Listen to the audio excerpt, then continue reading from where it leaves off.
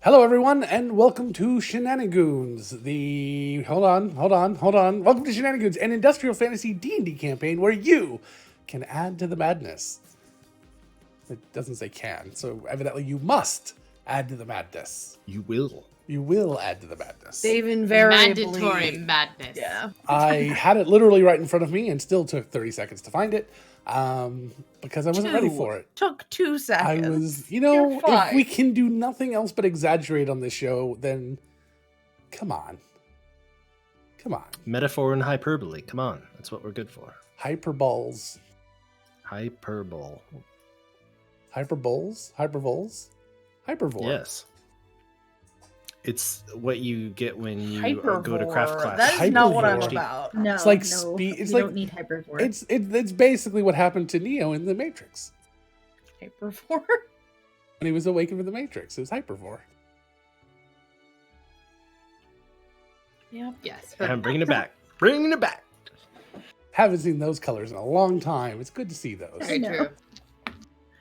Hyper DM. How were the Banana Brothers? Thank you for the raid. Hope the Banana Brothers were having a good time. I heard that there were some. I must know, did earworm Gluton get stuff? his job? Did Did Gluton Gluton get jo- his... Did Gluton?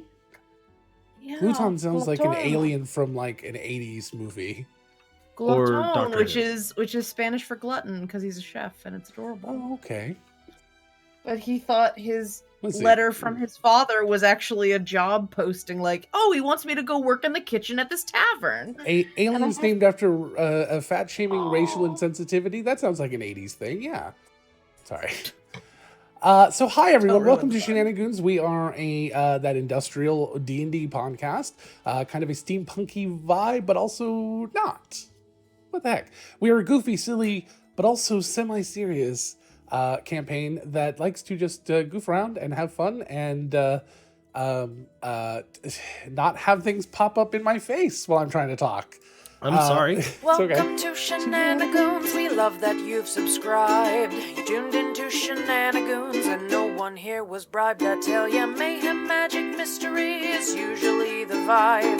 So strap in for Shenanigoons. You're awesome. You've subscribed.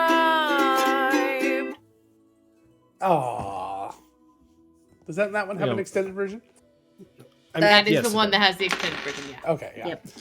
I was excited because I was hoping to get the extended version. Thank you, Matthew, for the subscription. That is, 13 months. Thank you, Matthew. That's amazing. Woo! That is really, really just amazing. I can't even.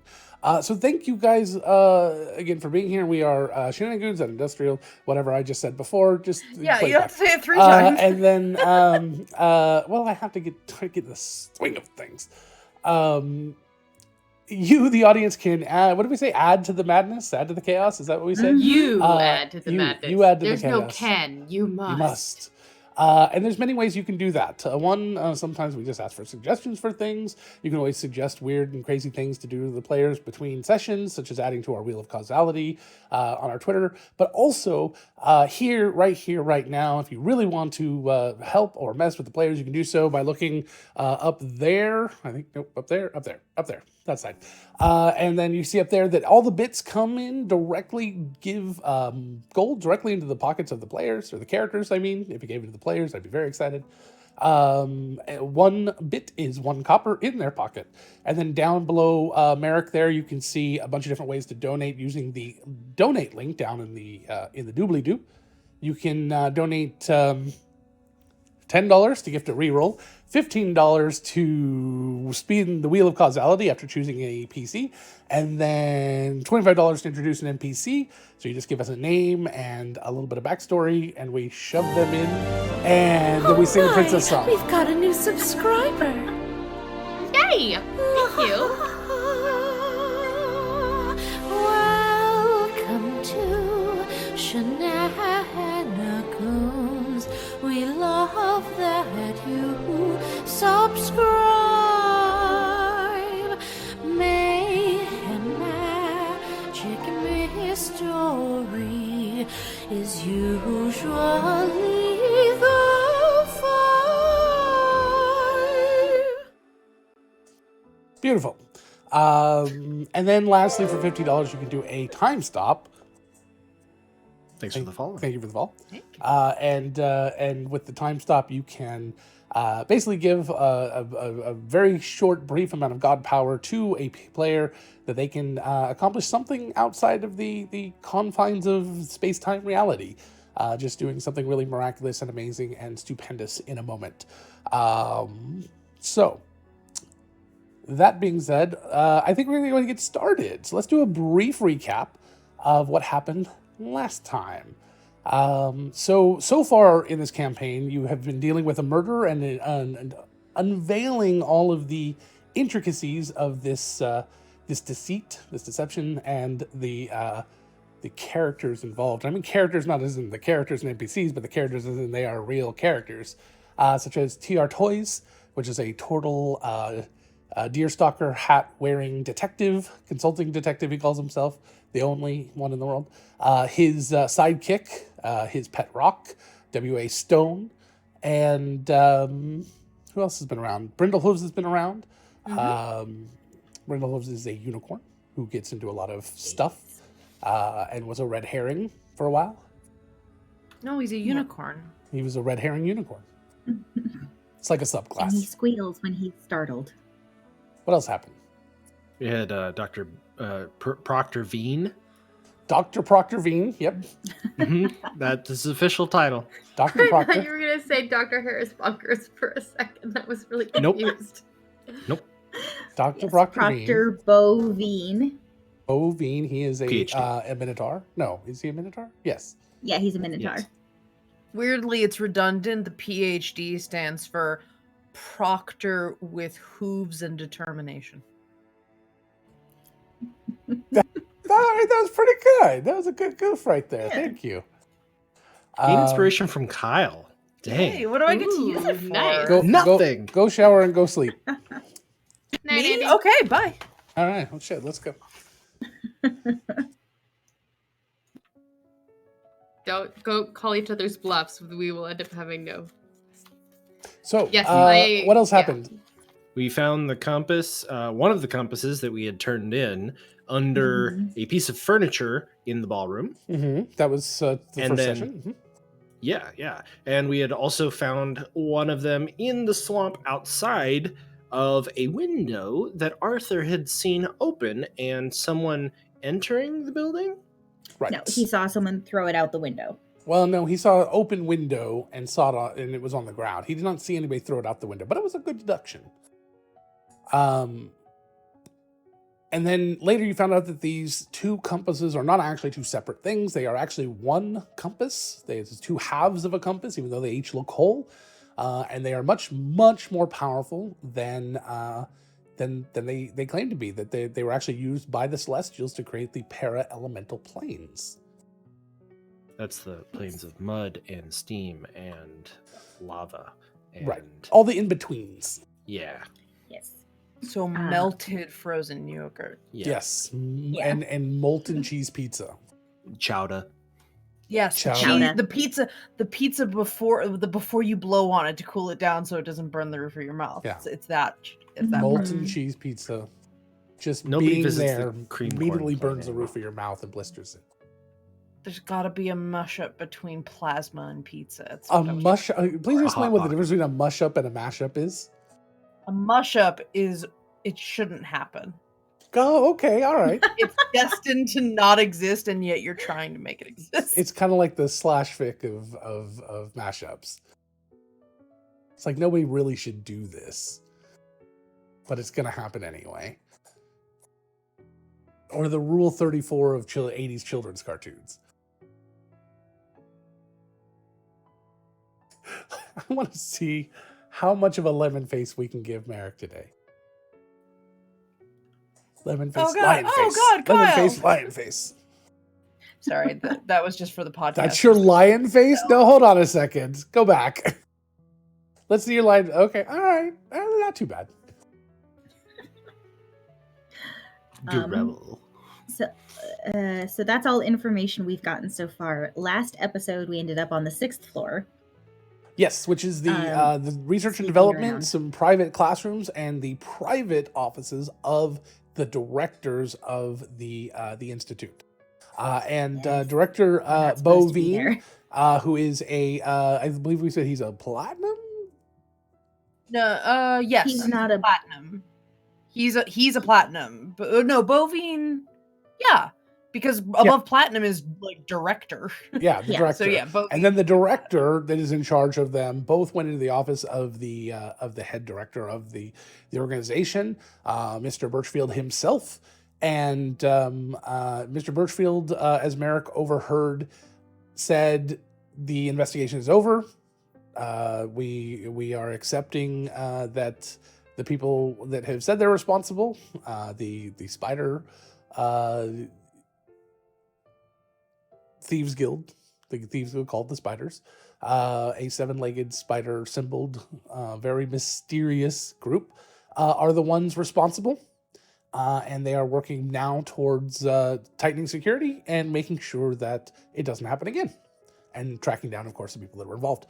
So the investigation, even though it has some holes, was let go. And Proctor Veen and the head something Var. What was his name? No, Helmsfar. Helmsfar. Helmsfar is the head of Yes. the proctors, That's and what it is. then the other. So Helmsfar, which is a bugbear, one arm. I think I'm remembering that right. Yep. And redhead. He. Of course. They're all red. Red all over, really. Well, yeah, red hair. Yeah. Not just a fire crotch, but a fire everything. I was trying to. What's a good word for everything that starts with a C? I couldn't think of anything. Corpus. If he's German, he could be a fire kraut. Can we move on? Yes, please. That was a good ass joke. You just interrupted a good ass joke. If I can get Heather and Angela to laugh, there's something wrong with the two of you. I'm sorry. A fire kraut is pretty funny. Comfortable laughter. Fire kraut is pretty funny. I didn't say Nazi. I said German. All right. See, now I made it awkward. So, Yeah. It was already. It's fine. so Proctor Veen left, and you, Merrick, started to figure out which room had the window in it. You were attacked by a door, and Almost killed by it. almost killed by it. You were rescued by your friends and And a goose. and a- That's right. This I was forgot. me for a good chunk of the I episode. forgot Val was a goose. Yep. And yeah, that was thanks to our Wheel of Causality, or was that just random? Oh no, that's because That you were was just Wheel of casting up Causality. here. Oh, No, that wasn't Wheel of Causality. I That's don't just because you're like it. casting up here on the second floor or the sixth floor. God damn it. The big point I was trying to get to was that that Helmsfar came out of his office, saw you all, called out Adelaide on her horrible disguise, and yes, sir. No, sir. We're totally on the up and up, but sir. then left you alone in an area you're not supposed to be, very obviously giving permission to continue your investigation, which you did by breaking into the office of the director, Nost. Nostovar. Who It's Nosnavar. Nosnavar. Oh, I love that name. I wish I could remember it. Nosnavar. And Director of Inventory Management. correct. And after you broke into the Director of Inventory Management, you found a bunch of information, all of which was important. So now we'll go around and talk about that. What did you guys find? You each got a piece of information. So just the information, not necessarily the objects themselves, just what we learned. Yeah, just what you learned. Okay. Well, I can do mine and Arthur's because he's not here. Arthur found out the part about the compass actually being the same compass, but that it just exists in two different points of the nexus. Val, whatever that is, found lots of requests for items that are being that are going to be sought soon, and then also found some notes about possible side effects of tapping into the nexus, including things like reliving traumatic events and connecting to strongest emotions in those moments. Bonnie discovered that the Nexus is really the arcane connective tissue of the entire universe. It's what holds, it's the stuff in between the planes, keeping them all together. The sticky side of duct tape. Okay. Merrick learned that the window to the office had been, yes, in fact, a point of ingress and egress that hadn't been used recently, right? Or it had been used So recently. I can't remember which you was- discovered that it had not been used to climb in and out of, but it hadn't been opened. Okay. I got it backwards. Apologies. See if not that the window had not been used as a point of ingress or egress, but that it had been opened and closed recently. But wasn't closed all the way. Correct. As if Something had been thrown from said window and into the lagoon below. and it was closed And hastily. yes, that was important. Might have been. Well, most of the things that we found were in the notes were all done very quickly and hastily. Mhm. The hastily scribbled notes about the Nexus effects, etc. I don't know if they were hasty or just angry at that point. Well, that plays into what Adelaide found. Adelaide A lot of was impatience looking in this at. person. Yeah, Adelaide was looking at the book about the Infinite Tea Gauntlet, and there were notes in it about the teas and poisons that the gauntlet may have made, including the last gasp, which is the poison that we had determined had done in our former boss, or our former supervisor, Robin. The author of these notes talks about just not being able to uncover the last gasp and just becoming more irate and frustrated at not being able to find it. So we still don't have necessarily the identity. Either this person never found that poison and is not responsible for the poisoning, or just didn't write the notes down after they found the poison. But this person seems very thorough, so at least Adelaide has her doubts about them not noting it. Yeah. And I don't think we ever got a chance to compare the handwriting, so I don't know that we know if those scribbled angry notes are the same handwriting as Nosnavar. That's a very good point, and I don't know what Logan's opinion is on the idea of if we were investigating stuff going, I wonder who wrote this, would we have compared handwritings? Well, we're still going to, even though we said we weren't going to do this because I thought I had a different way to go. We're actually going to go back and you're still going to be there. I'm just going to Jaeger Mike. You don't have He's to. eating a sandwich. He did not fly away to go get a sandwich in the middle of a mission.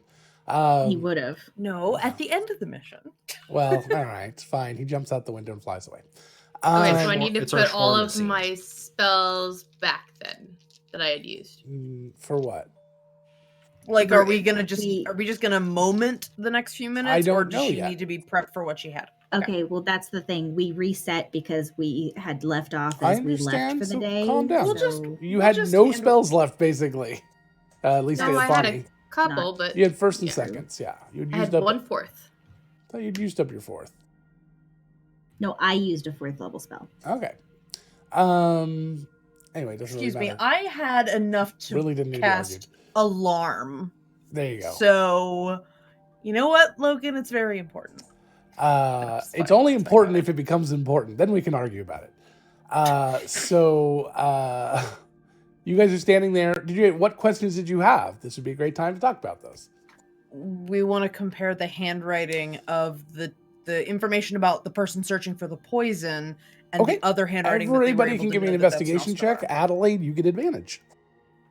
Interesting.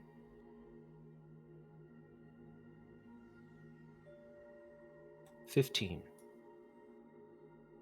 5. Oh, wow. That's a nat 20. That's an interesting thing Oh, to roll boy. a nat 20 on. So that's Uh, 21 because my investigation is crap. I rolled a dirty 20. Okay.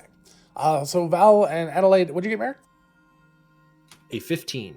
So Merrick, you're fairly certain, looking over some of the other notes here and some of the signatures and some of the drafted documents that are in this office. Yeah, you're pretty sure that most of the notes are, but there's some of the hastily written ones you're not quite sure about. But Val and Adelaide, you absolutely start to look over them, and there's really no doubt in your mind that, especially you, Val, that these are absolutely all the same notes, because in different parts of documents, like when he's writing in the margins and things, they have similar sort of scribbles. It's more, seems to be like when he's just not being careful about his writing, like he has to kind of almost purposefully write neatly, and then for the most part it's kind of just a hasty scribble. So yes, you are pretty sure that all of these notes belong to them.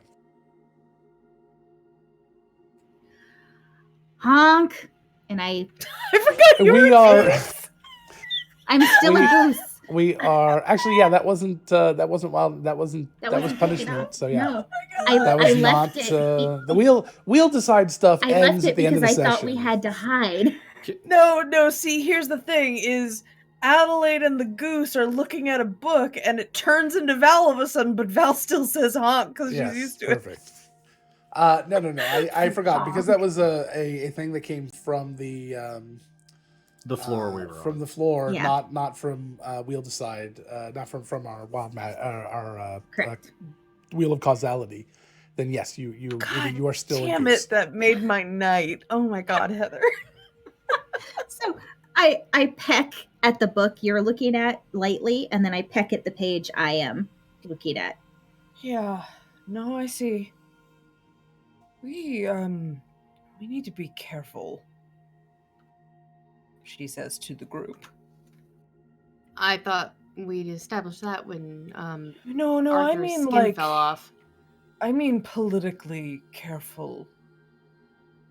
I'm not sure. I don't think this, but it seems that Director Nosnavar was looking for the specific poison that did in Robin. Maybe he was trying to find an antidote, and in order to do that, he had to duplicate it. Maybe. I mean, he seemed very set on the poison itself. I don't know. I don't like it.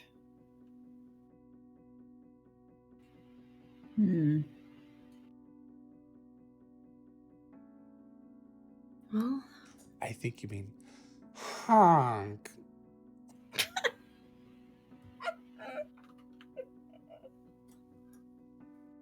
Thanks, I hate it. I could put the goose picture back up again. Well, you could.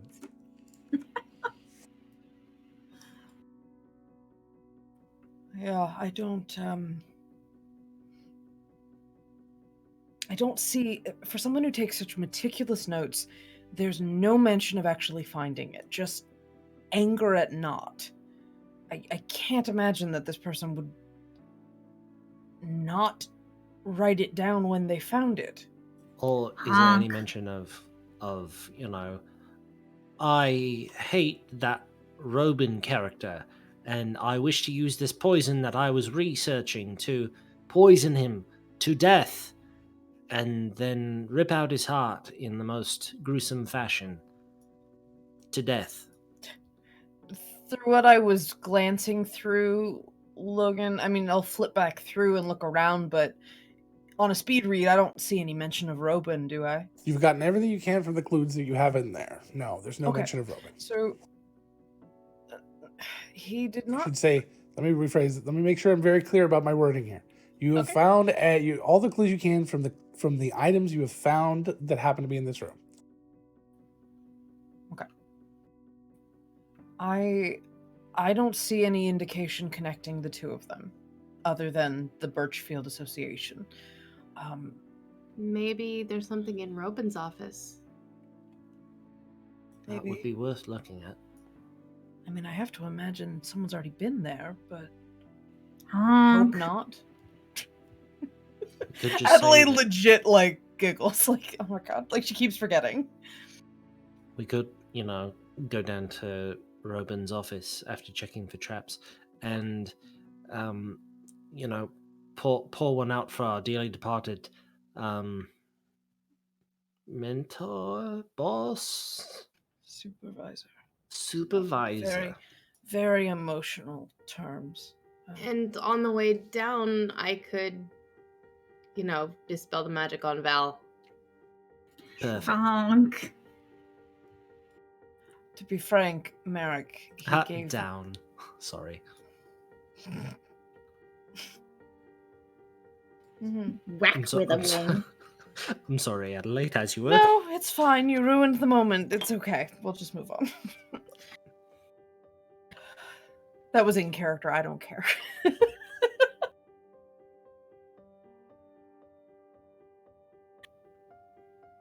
No, I think legitimately mourning him a bit is worthwhile. We've been a little caught up.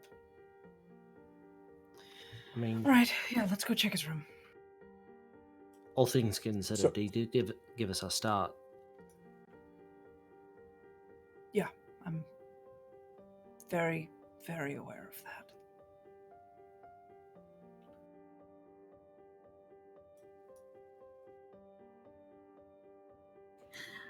I'm gonna walk over to the door, which I'm guessing we close it or did we leave it cracked? I think we left it Or is the cracked. door just gone because it exploded? No, there was a door behind the door. Oh, the door's there. Yeah, there was Okay. there was Did a we close fake it? mimic-like door. I assumed you closed it when you came into this room, but you're not going to leave that just sitting open. Fair. So I you are go leaving over this and I office? Is that what's happening? Lightly tap the door. Yeah, I think we're Yeah. going down to Robin's office. I checked the inside of the door for traps. There's no traps. You're fine. What's the... So yeah, if we're stepping out, do I have a moment to look around before anything happens? Look out around in the like the lobby of the director's office's floor. Sure. Yeah, that's fine. I misheard last time, so to clarify, Nos Navar was not here. The other voice we heard was Director Birchfield. Correct. Okay. Or rather, the other voice Merrick heard was Director Birchfield. We don't know that. We just heard deep voice. Correct.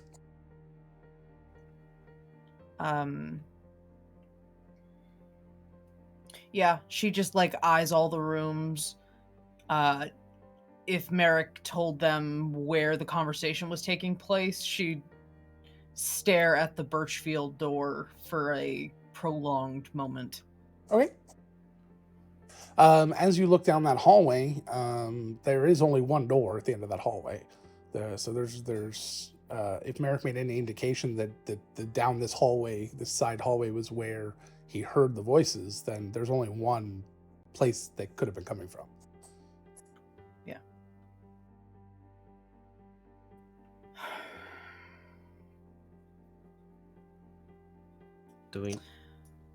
Have we been to his office? No. Oh. It's probably best not to bother. I don't Arthur, know can about you that. check your map? He flew out the window. You guys I'm gonna convinced Jaeger him. me he I'm not flew out gonna the Jaeger window. him. I'm No, gonna I eat a said last thing sandwich. I I'm said not was gonna eat he a flew. He sandwich. jumped out the window and flew away. He turned into a goose and flew away, and He stole Val's. He got bit by Val, turned into a goose, and flew away. a lichen tonk.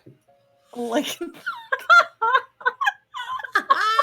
yes, yes.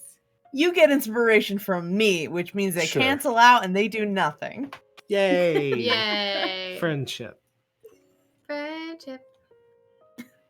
As we're leaving, every time we get to a corner, Val sticks her head around the corner before everybody else does because it's a lot harder to see a goose head. Well, it's a lot harder to see a little tiny Just goose head. Two guards are popping around like, a corner. did you see a goose that? No, don't acknowledge it. Then we'll just have to clean it up. You didn't see anything. Don't acknowledge the goose. Yeah, let's go to Robin's and she doesn't make a move towards the Birchfield office, but she that's her 2 cents. We need to get to his office before this song ends because it's too appropriate for a memoriam. It really is. All right, so you guys are starting to head downstairs. Are you going through this area, or are you going to go the back way again? No, because that door melted, Arthur. Well, because he turned the key the wrong way. Then, yes. We remember the way he turned it, and we Yeah. plan to turn it the No, other actually, way. well, I bet Heather does, but it doesn't matter. I'm not going to. I've melted one of your skins off. I'm not going to melt any more skins off with that Yeah, trap. side note though, someone's gonna have to turn Val back first because I had the key. Well, I can do it in that office. Did you Yeah. take the key Yeah. back? Okay, Yeah, he gave me the key. got it.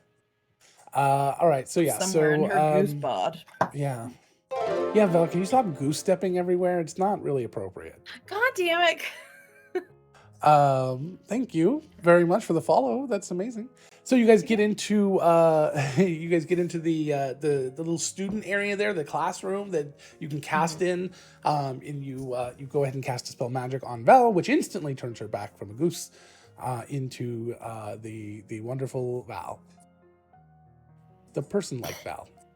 These Vals are wonderful clerics. She spits out a feather.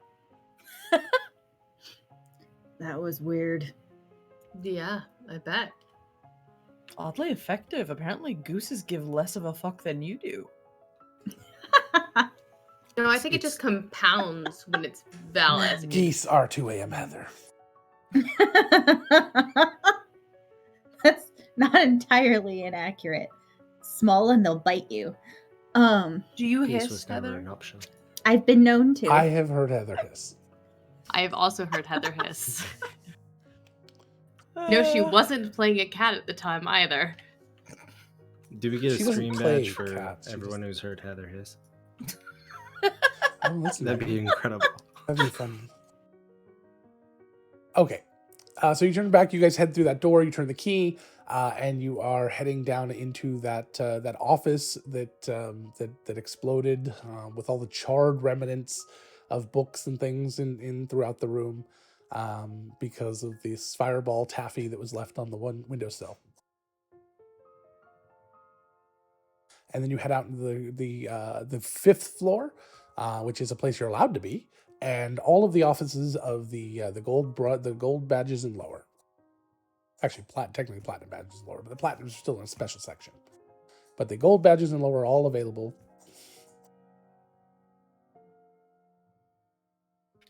Does Robin have an office here, or was he considered something else? No, he's got an office. He's a gold badge. Then yeah, checking out Robin's office. Okay, so you guys head down, and it's not long. I mean, they're all labeled, so you find Robin's office. Presumably it's locked. He would not be one to leave it. I checked the drift ajar. traps.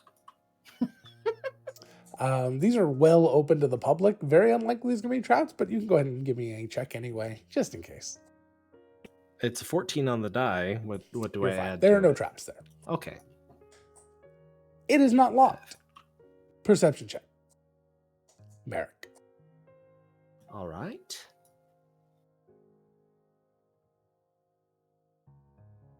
That is 10 on the die. That's a 14. There are the lock and the strike plate near the door jam is really old and beaten up. Oh.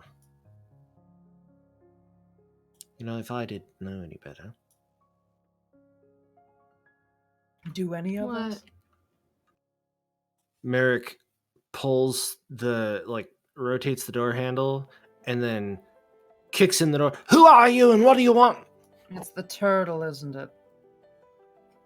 As you start to turn the handle, it almost turns completely loose. There's no springs, no nothing.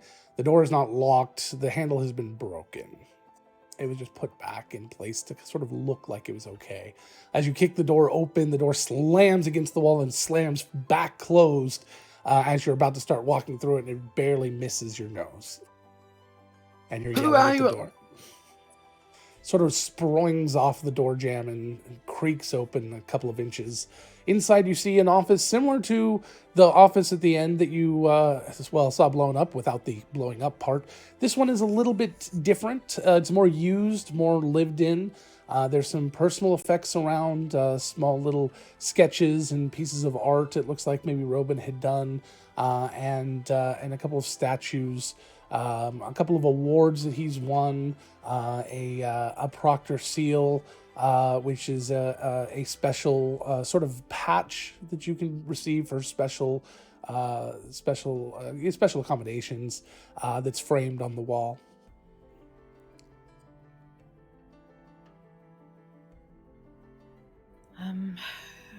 Start where we. I'll start on the desk. Drawers. So Adelaide's gonna look through. All right. So give me an investigation check. Can Bonnie inspire her? Always, yeah. Okay. She looks over at Adelaide and goes, Adelaide, Adelaide, ever learn it, Adelaide. I don't know, do something. You're brilliant and shit. What do I roll? Get a D8. Oh, I was asking what the inspiration was.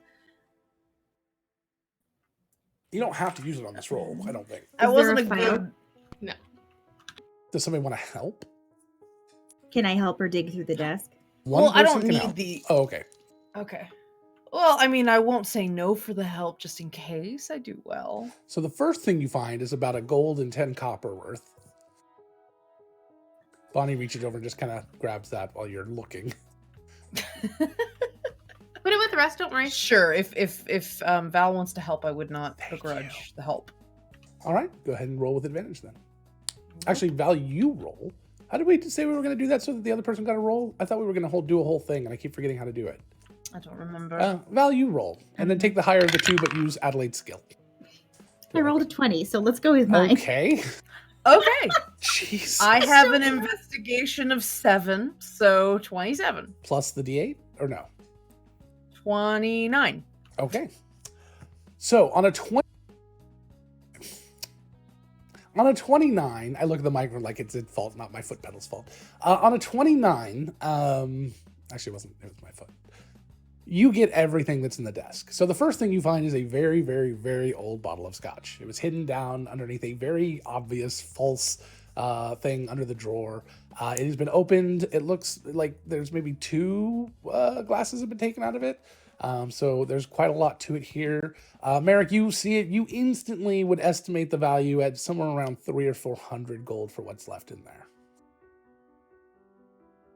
Damn. Adelaide, just because of your desire to have been involved with this organization for so long, you would know instantly that this bottle came along with the patch that's on the wall, and that it's a patch that's only given to proctors who start at the bottom. Nobody who comes in with an education can ever earn that badge, and it is very, very high special accommodations for going well above and beyond, and they give out maybe 2 a year ever. That's the first thing. The second thing, as you're going through, you find all of your personnel files. Oh, Ooh. thank you. And Adelaide will grab her own and immediately start perusing it off in a corner. Okay. Merrick, as you come over and start to kind of see yours, give me a perception check. All right. That's a 16. As Adelaide had been pulling things out, and Val had been pulling things out, and Bonnie had been doing her little jig over there, and making everyone feel really great about what they're doing. Put those files back where they came from. Or so help me, so help me. And Snoop. That's one. I regret nothing. That was great. As you come over and everything's being just kind of pulled out and tossed. I heard that. I felt it. Well, good. Merrick smacks his arm on his Oh, desk. that was right in the middle Ouch. knuckle. Okay. Oh, no. There you go. I gotta stop talking with my hands. I need to just push the talk button. Just don't look So- to the right, the left with your hands. Well, I'm visualizing what he's seeing and stuff. Sure. So you're looking around, there's just all these books and things being tossed out, and Adelaide, for the most part, even though they're books, just kind of like, oh, whatever. One of them catches your eyes. Adelaide may have passed it up because it looks a lot like a lot of the other books there, and maybe she'll go back to all the books or whatever, but it may not necessarily mean anything to her. On this book, on the spine, it's like every other book, there's not a lot of writing on the outside, except that embossed in the side there is a VII.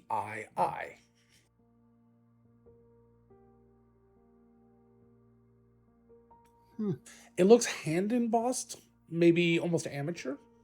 Maybe another reason Adelaide passed it up. I'd like to roll a Those sleight are all of hand. my thoughts, not Adelaide's.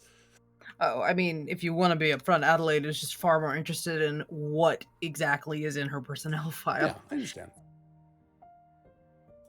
Merrick is going to try to squirrel that away. Okay, just make it vanish.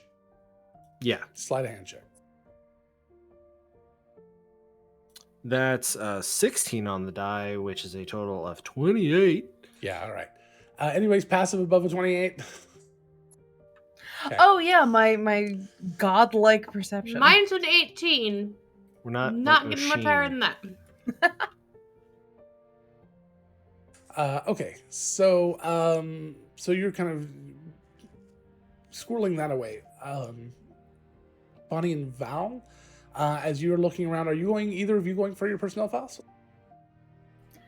I feel like Val probably would want to see hers. She's not going to steal it, though, because she knows from the knights that they're going to probably look for those later to give them to whoever our new handler is. Okay, and Bonnie? Bonnie is very curious and she does want to look in it at some point, but right now she's more interested in trying to find anything that looks like potential notes or anything that might be on her father if he's a known criminal. He maybe Are you only looking on the desk? No, I'm going through drawers and Give shit. me and all sorts of a perception check. stuff.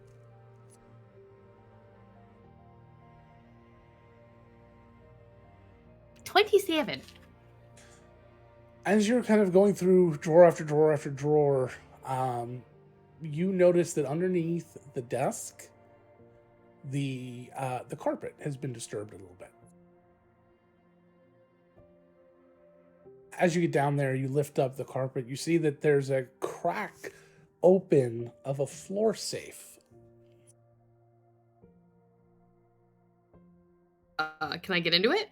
Oh yeah, you just pull the carpet around aside. It looks like it was hastily put back, and you open it. It's about big enough, maybe 6 inches deep, maybe 8 inches deep by about 15 inches by 12 inches. So it's not very big. Maybe a strong box could fit inside, or a large book. She's It's completely empty. Um, It was guys? sitting open. What do you make of this? With a broken door? Yeah. I think they were probably looking for the grimoire. Makes sense. So wait, just for my own out of character clarification, did we find the grimoire? Yeah, it was on. He was carrying it with him when he died. He was carrying it with him. Okay. You have one of the three, which is the one important one out of the three. Yeah. The other two are still just in lock.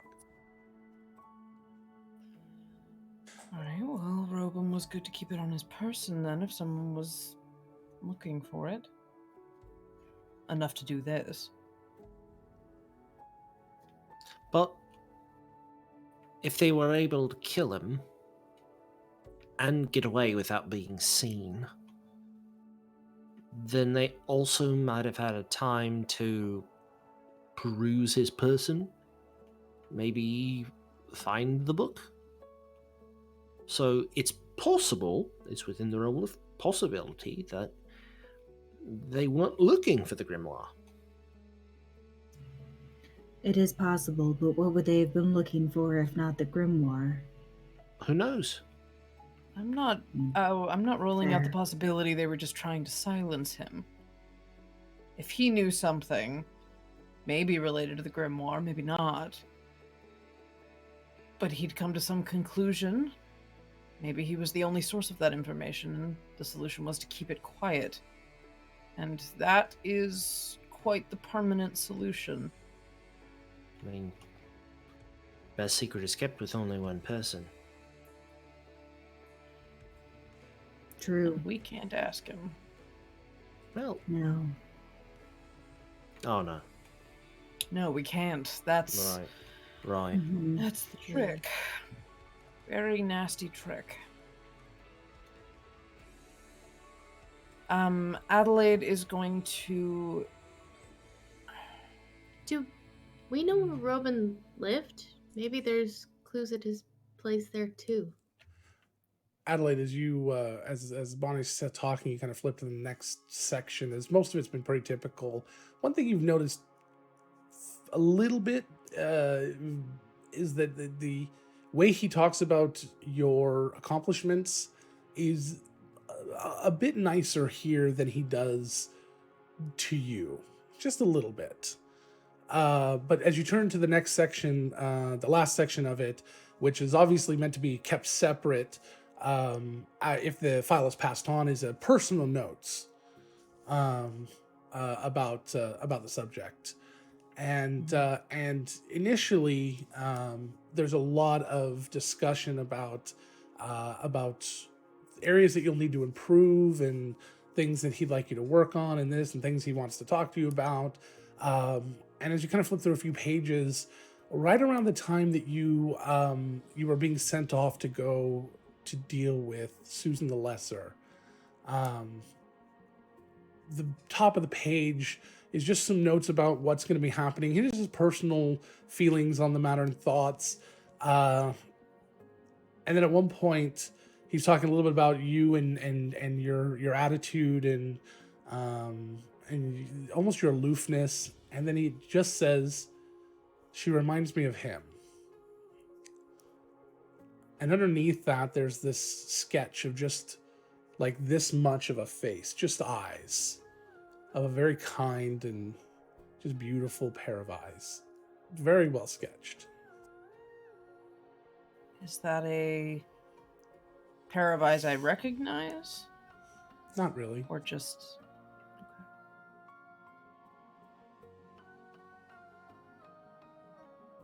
And that's the end of the file. God damn it, Robin.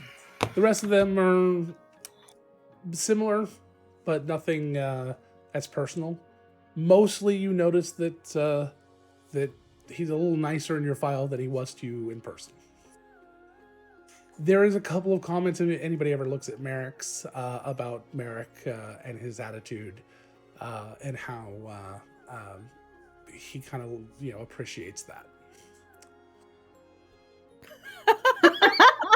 I beg your fucking pardon. Way to backhand insult him.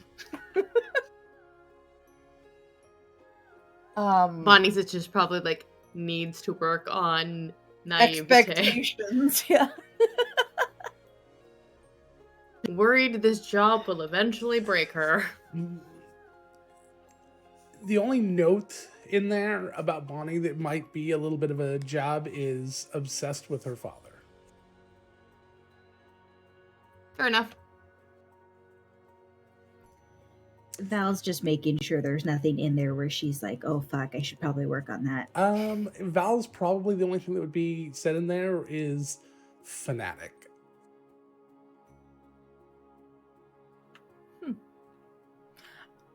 Adelaide is going to, after being sufficiently heartstring tugged, and confirming, like, okay, did they get my address right? How'd they spell my name? Is that all correct? Next of kin. Yeah, actually, yeah. She'd also be checking, like, okay, what did they think they know about me? Not a lot. That sort of stuff. Okay. And then she'll close the folder or close the file, and put it back in the drawer, and then rummage around for some glasses. Okay. Drinking glasses. You Not start glasses. checking into some drawers about where there should be some glasses, and you do find some glasses next to some much cheaper alcohol that's sitting out in a little carafe, or not a carafe, what's the stop, or whatever it's called, little crystal glass. Decanter? A decanter. Yeah, decanter, yeah. And as you open the drawer next to the glasses, there's a few personal effects there, and one of them is a full sketch of someone, and you recognize the eyes. It's an older sketch, maybe not something that has been done recently. It's been well worn, looked at often, but it's kept in the drawer. How does it compare to the person we saw in that photograph, that wedding picture? Same person. Adelaide picks up the sketch with one hand and grabs a bunch of glasses in her fingers with the other hand and walks over to the desk, tosses the picture down, and yeah, what's up? Val puts a book on top of the glasses. We don't know where he got poisoned.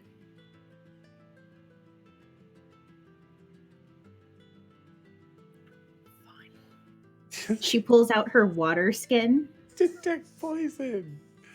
You still don't have it. I don't have it We haven't prepped. slept, that's right. It's not like you didn't know where you could just go get a bunch of first level spell scrolls or anything.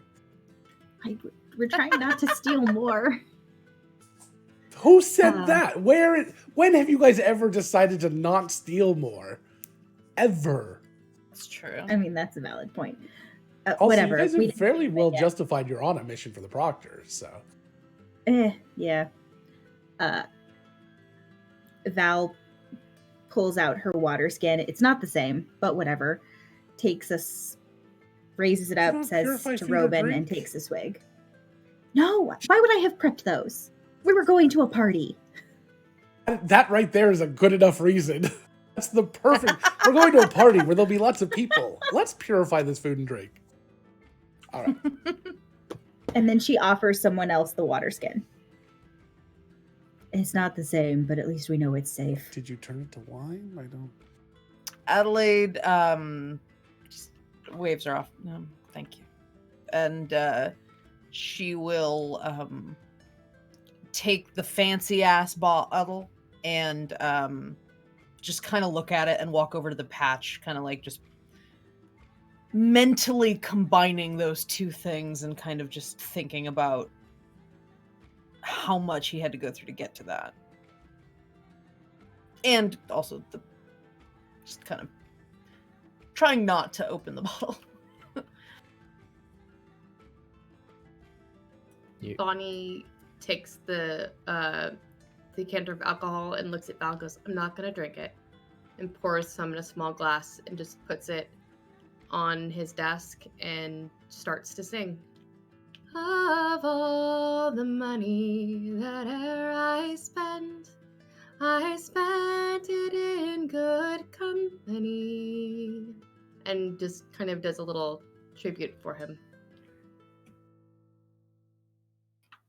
Adelaide will open up the really fancy bottle and pour out a very small amount of it. Okay. Onto the floor. As you are wrapping up, and Adelaide, as you are starting to pour this very, very, very expensive, probably delicious smelling Just a thimbleful. Not a lot. onto the ground, give me a dexterity save at disadvantage. I'm so happy right now. 17. Not quite. Well. All right. I'm gonna let you go ahead. So you barely pull away. Your hand gets hit by something very solid that came in, flying in from the door. and then lands over on the ground, very heavy and it really, really hurt. Take a point of damage. And Okay. but you're able to hold on to the alcohol as W.A. Stone lands on the Stone. ground and rolls face up. You think? I just want to point out there, I took a point of damage. Nice. Well, Anyway, I missed it. I see what you my did there. my HP total right now. Oh, Anyway, yes. Jesus. did it break the bottle? No, or no. did it You just saved it. You almost- saved it. You protected it with your hand. You used your body to deflect it from the Ow. alcohol. And TR Toys stumbles in the room. Were we in time? The alcohol may be Should- poisoned. Did W.A. Stone save you? No, we weren't drinking it. I already thought of that. Oh. Ow. But But thanks Definitely. for caring. we are definitely deterred now. Yes. Excellent. Oh my. I'm glad what that you would thought of we it. have done? Maybe you're smarter than I give you credit for. And he goes over and picks up W.A. Stone and it's like, yes, you did a very good job. Adelaide corks the bottle and is just like, And he starts heading for the door. Val, is this something we can check later? Yes. I just don't have the spell prepared right now. Okay. Adelaide's just gonna, under the elbow, take the bottle. Mr. Toys, Yes? I was wondering how your investigating is going. If you've come across anything interesting that perhaps could help, or we could help you as well. Nothing new? No. Much the same, I'm afraid, on our end. Not a whole lot that is helping. Just more questions. Although, Detective Toys, how familiar were you with Robin's personal life? And he kind of like just starts like looking around the room intimately. Who is this? And Adelaide picks up the portrait sketch. A lover. You can tell by the way he drew him. Do you have a name? He kind of like looks around the room. You don't know him. I know everything important about him. Really? I know that he's dead. Seemed important enough to take time and effort with, and focus, and memory. That doesn't seem important to you. Which picture are you showing him? The one from the drawer from the wet bar, from the bar. That picture was drawn while they were alive. They moved here, and he starts showing you different parts of the picture and showing you where it was kind of redrawn when they moved in their pose. Adelaide is genuinely impressed with that detail. All right. Well, we're looking to see if maybe Robin had any surviving relations or someone that we could ask questions of. Then I would look for his personnel file. Where would that be kept? With his boss? Who's in charge of the proctors? Do we have to go back through the hallway again? We could I'm just not use ascending, so We could just wait until the morning. we could. I think you found everything that, well, I found everything that I need for the evening. I'll see you tomorrow. Mm-hmm. I Will could do. use some sleep. Did we check everywhere in here, or are there still cabinets or anything that we haven't checked yet? You've checked everywhere. In here.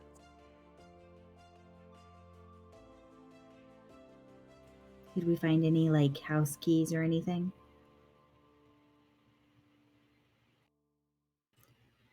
Does anyone know where he lived? I'm sure I No. could find out.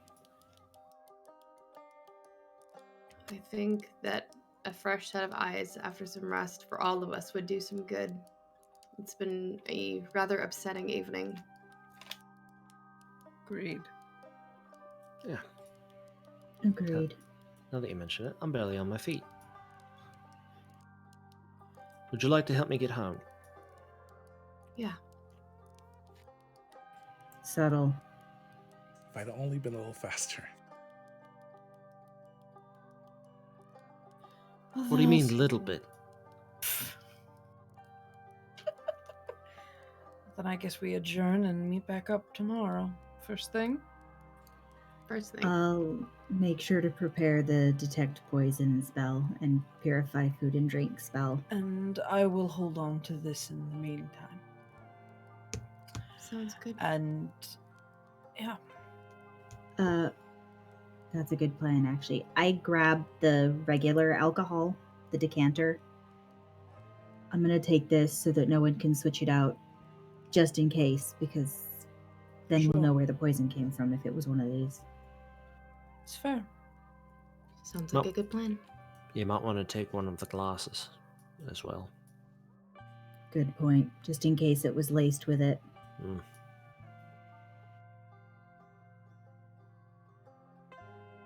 All right. I'll bring the coffee tomorrow. See you all in the morning.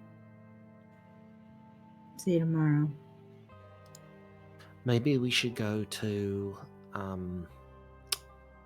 the place with the sludge. Maybe. The Java-walkie or the... Jabber Jabbercoffee. Jabbercoffee. It's the Java-walkie. Let's head there in the morning. Okay.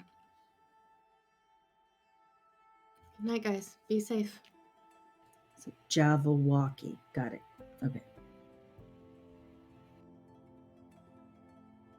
And you guys head home. Or do you? Now Adelaide has the bottle and she goes home. Yeah, Val goes home. Fair, Bonnie? Bonnie's along for whatever Merrick decides to do, so. Merrick, anything you do after Bonnie goes to sleep? Read the book. So inside of the book, it appears there are fairly cryptic notes written in a version of Thieves' Cant. You're able to get a lot of it. Well, with a little time, you're able to get all of it. It is basically a cryptic version of Thieves' Cant, so it's doubly protected from the world as you kind of tear through it. Fairly certain it's Robin's handwriting. You've seen it before. And it includes sketches, and it appears that Robin was researching the spider.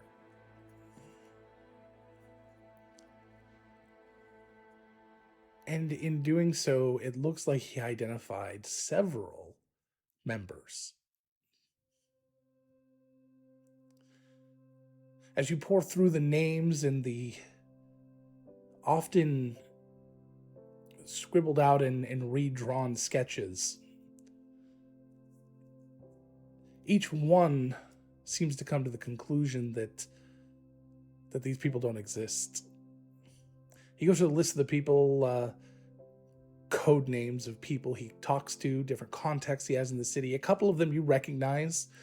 You know, give me one of those code names for somebody around town, a nickname for somebody around town that only you would know. Just their nickname. Don't need any other details. The Jackal. The Jackal. So damn it. The Jackal.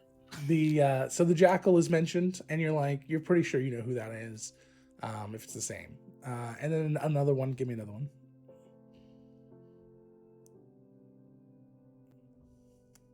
Montgomery Mongoose. Okay, Mongoose. You sure that's not yours, Merrick? No, it's not. It's not. It's going to turn into a Scanner Darkly before I know it. And it goes through a lot of the lists of who he's talked to and the different people who have met the people from the 7 or so. They said that they've met somebody who's met someone. He actually, going through all the list, could never find anybody who'd actually met a member of the 7. And all of these names and people that he came down with by either nickname or full name or whatever was given to him, none of them were able to be tracked down. And you could tell that the work he's doing over the past few months, the work he's doing is very in-depth. He puts little hash marks near certain people, which you're pretty sure means he was bribing people. You would guess it's 2,000 or 3,000 golds worth of bribes over the past 6 months, just in this research and trying to find a single member of the 7. And every single place he went became a dead end. The next person that he was set to speak with, somebody he only recently had discovered might know something through the contact of a contact of a contact, is somebody who was at the party, somebody that you've met a while ago. I'm trying to remember her name. Riku, thank you.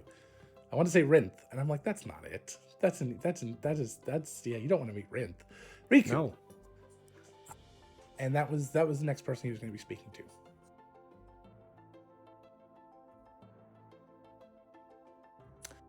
It says on it, bring chocolate. You're pretty sure that doesn't mean bring chocolate, but you really have no idea what it could mean. For some reason, you're stuck on that one.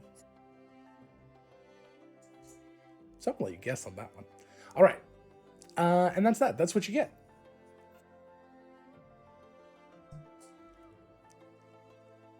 Did Merrick tell us about the? We did know that the spiders were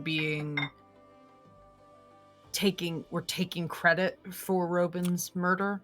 Yeah. That we did all get informed of that. Merrick would have danced around actually naming them, but he would have strongly implied that someone has been set up to be the scapegoat. Okay.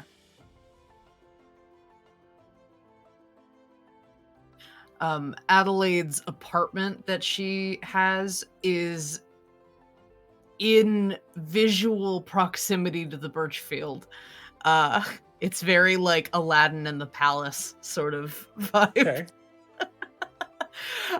So she just has the bottle and is just like sitting on the windowsill staring at the goddamn building for a while. Very tempted to well, she's gonna use I think she has one more spell slot, and she's gonna use it to continue doing illusory script and writing the rest of her notes about what the investigation has gleaned so far. And is just taking very copious notes. And again, the party can read it. Director Veen can read it, or not director, Proctor Veen can read it, and Director Birchfield can read these notes. So Merrick, it takes you a few hours to kind of work on that, and you finally decide that you've got an idea of where you're going to go, and you head towards bed as Bonnie is sitting up. I assume you guys are sleeping in the same bed now? Is that, or did I miss that? Merrick would be in a blanket on the floor. Okay. Next to the a Merrick burrito. Well, Bonnie is sitting up, having just woken from a nightmare. As you're heading to bed, she is getting up probably for the morning. Long night. Yep. Do you want the bed? I'm gonna get up.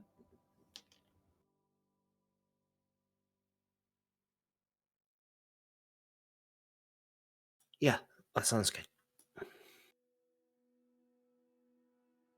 You know you don't have to sleep on the floor, right?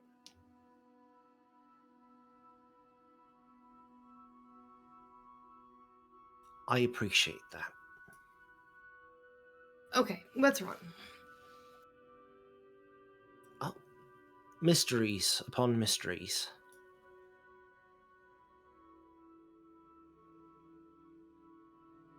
There is that.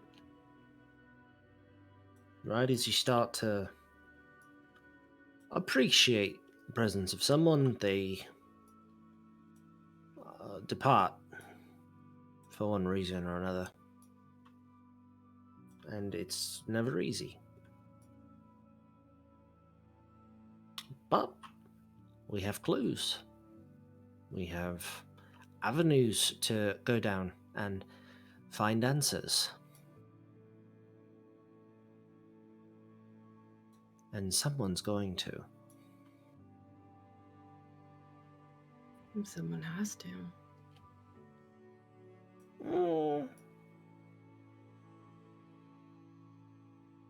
You don't think so?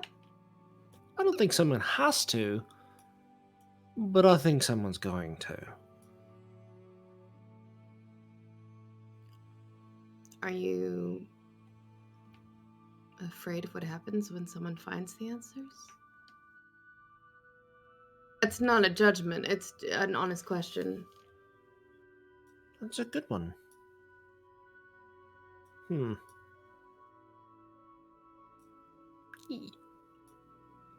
Yes and no?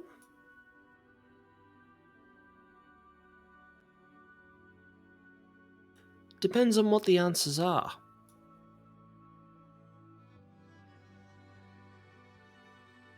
It's about the best answer I can give. Sometimes I think the not knowing is harder than the knowing, but I think you're right. Depends on what the answer is. But we will find it together. At the very least. Yeah.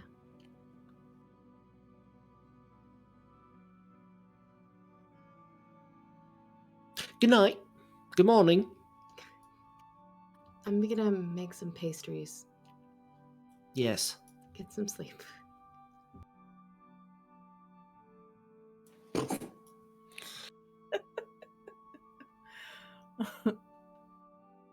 And Bonnie will go make a bunch of breakfast pastries because she can't sleep.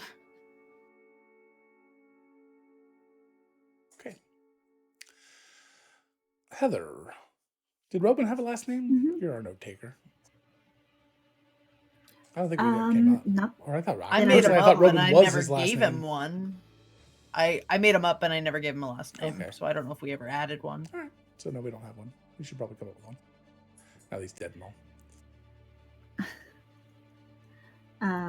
Yeah. Val, whenever she gets up in the morning, is going to say extra prayers for Robin, especially given the circumstances, because she can't even ask him where he's at or hope that things are okay. So, All right. praise to Ayuna. Adelaide gets very meticulously dressed that morning. Very careful to put her pin on and that sort of thing. And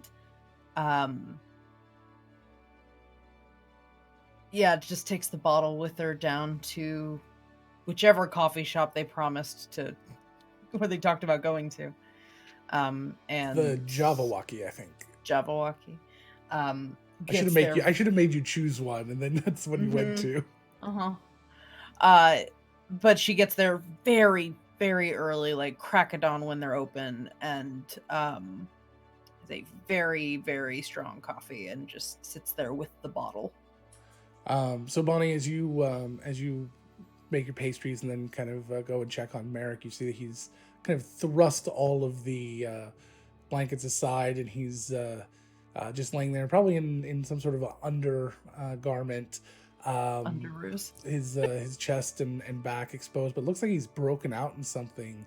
These weird little kind of brownish spots all over him. And if you go over, you see it's actually 22 copper that you've just found kind of just glued all over him. He's picked up in the night. So you start to kind of pick those off there, and God, I almost had a heart attack. I was like, oh God, the poison. I'm sitting there like freaking out. Jesus criminy. No.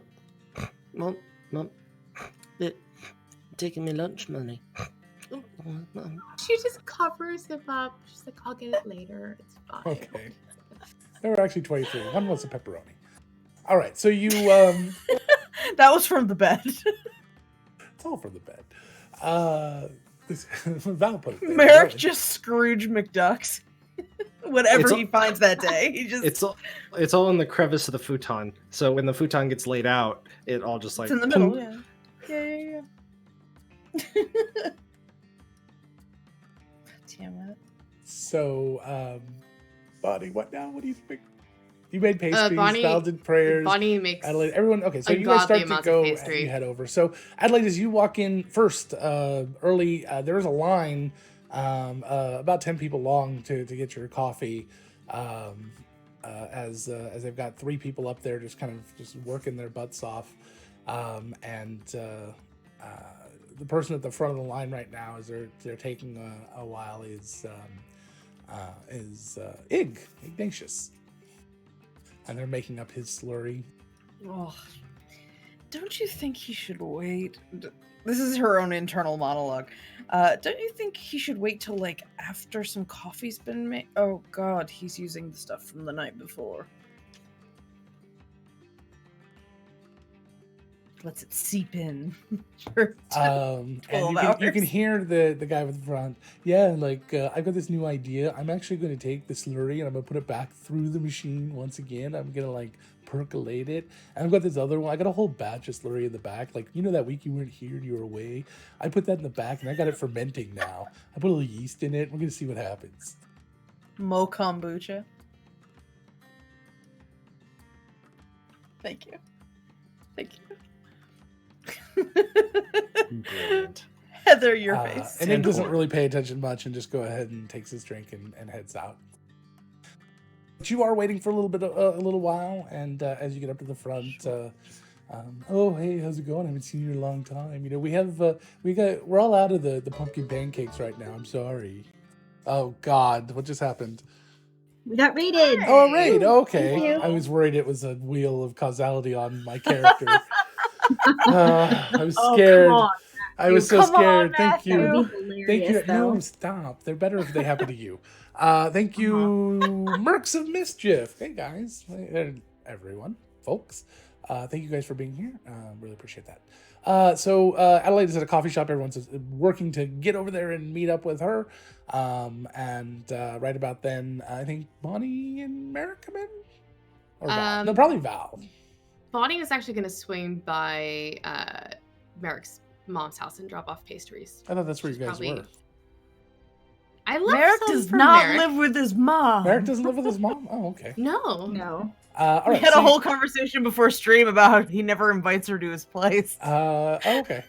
So, Bonnie, you head over there just in time for breakfast. Oh, funny. So she's as you walk in, she smiles at you and invites you in and starts setting a third place at the table. Did you say third place at the table? Okay, Bonnie's just very amused now. Okay, I want to see where this goes. I made pastries. I couldn't sleep, so I thought you might like some. That's very nice of you. Thank you. She'll put them down like in the center of the table. Somewhere in the distance, Merrick's spidey sense is tingling, but not the 7-legged spidey. Amplified by the 22 coins stuck to his body. It's like an antenna. They all start vibrating. That motherfucker. And then he's just like, Literally. "Ooh," as they're vibrating, he's like, I'm here for the day. Thank you. So she'll just make small talk, and she's very curious as to that extra place setting. Merrick, give me the name of one of your cousins.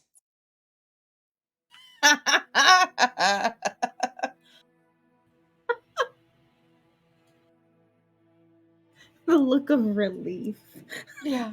Oh, thank God. Kendall. Okay. So Kendall, as you're sitting there and you kind of look at the plate, Merrick's mom starts to talk about Merrick's mom's name. Sorry, what's your mom's name again? Shoot, Liara. Liara starts talking about Merrick's cousin Kendall is in town, and you know, we were talking about going shopping later today, and we were going to be making some dinner, so maybe you and Merrick should stop by. Oh, yeah, I'll let him know. I'm sure he'd Yeah. be delighted to come to dinner. I know he's probably missing your cooking. It's much better than mine.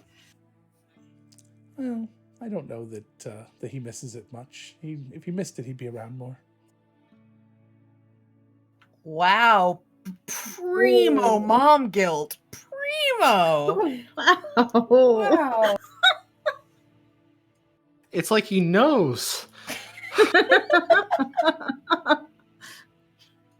It's like he's felt that mom guilt before. She's like, well, if I had a mom who could cook like you, I would be over for every meal, so. Well, I would hope that you would call first. And she'll take a Of bite of one of your course. pastries. I do appreciate having my own life. Well, I will get out of your hair. I just wanted to drop some of these off. And this would be before- towards the end of breakfast. That whoever the third seat was for, because Merrick's cousin did not show up. Well, I'll get out of your hair. I just wanted As- to drop these by. She thanks. She gives you a big hug and says, "Please come to dinner tonight. You're more than welcome." And as you're leaving, she's going over and she's taking a very large loaf of bread that she's then cut, sort of a horizontal. She's putting in the oven with like cheese and things on it, and getting the rest of the bacon. A lot of bacon she made, and frying up a few extra eggs and things.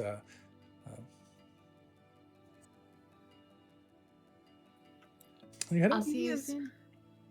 Your poker face is amazing. I wish it was any good during poker. Bonnie is suspicious, but keeps it to herself. Okay. Not suspicious about anybody in particular, you don't but stick more like, around to see what's going on. oh, she kind of wants to. Can I, if depending on what happens, can you don't stick No, around? I do, because I rolled a wisdom save So- for myself to be like, you need to go, and I rolled a had a natural quest- one. I So had I'm a like, no, she's question like, and- Yes. what's going on? So, would it have been possible for Adelaide to try out her new earring of Mass Animal Messenger and send a butterfly to every member of the party, telling them that she was going to be at the coffee shop already? Sure. Okay. So Adelaide touches the butterfly glass earring that she has, and four little butterflies fly out, and they go to each person in our party to tell them, I'm at the coffee shop whenever anyone would like to join me, so we can get a fresh start today. So the four of them start to flutter towards the door, just in time as Val opens the door and a little butterfly kind of smacks her in the face and starts whispering at her, like clinging to her face, just whispering at her. Not even whispering. I'm at the coffee shop. I'm If at the anyone coffee would shop, like to come join over. me. And the others take Right flight. Merrick, so as you're kind of finally groggily sort of waking up, the sun peering down through your window that somebody so rudely left open. The curtains open on. The butterfly kind of floats through the window, and you hear the birds chirping, and the butterfly It's a starts spectral to yell at butterfly. you. Come on. I'm at the coffee shop if anyone would like to join me so we can get an early start on the day. Thank you. And then Bonnie, another butterfly comes and flies next to you as you're sneaking around outside looking in the window, or just standing in the kitchen awkwardly after saying goodbye. She's probably heading towards Slowly heading towards the door. heading towards the door. Doing that Midwestern goodbye, like She's doing the Midwestern goodbye, yeah. Okay. And she'll sit there and But chat with you. I and- imagine that's kind of like Liara and Bonnie have actually kind of built up that kind of a relationship where it's not super awkward, Yeah. but she's like trying to move towards the door, she's but like like a couple taking too many little bit conversations. more short and terse than she normally is. Like a yes, I don't mind, but keep it short type of attitude, but Yeah. without being impolite. As she pulls this like nicely toasted and bread with this melted cheese across and starts to lay the bacon and fried eggs out along it, and she pulls out some cold ham and slices it up and lays that out on top of them, This making is the this highest gigantic stakes moment we have had the huge, entire It is show. so high risk. and this butterfly comes and starts So yelling at invested. you, and she just looks at you Oh. very pointedly and says, "Sounds better like go you need then." to go."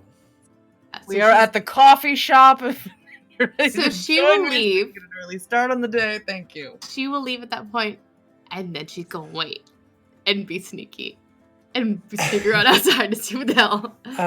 Bonnie, give me a perception.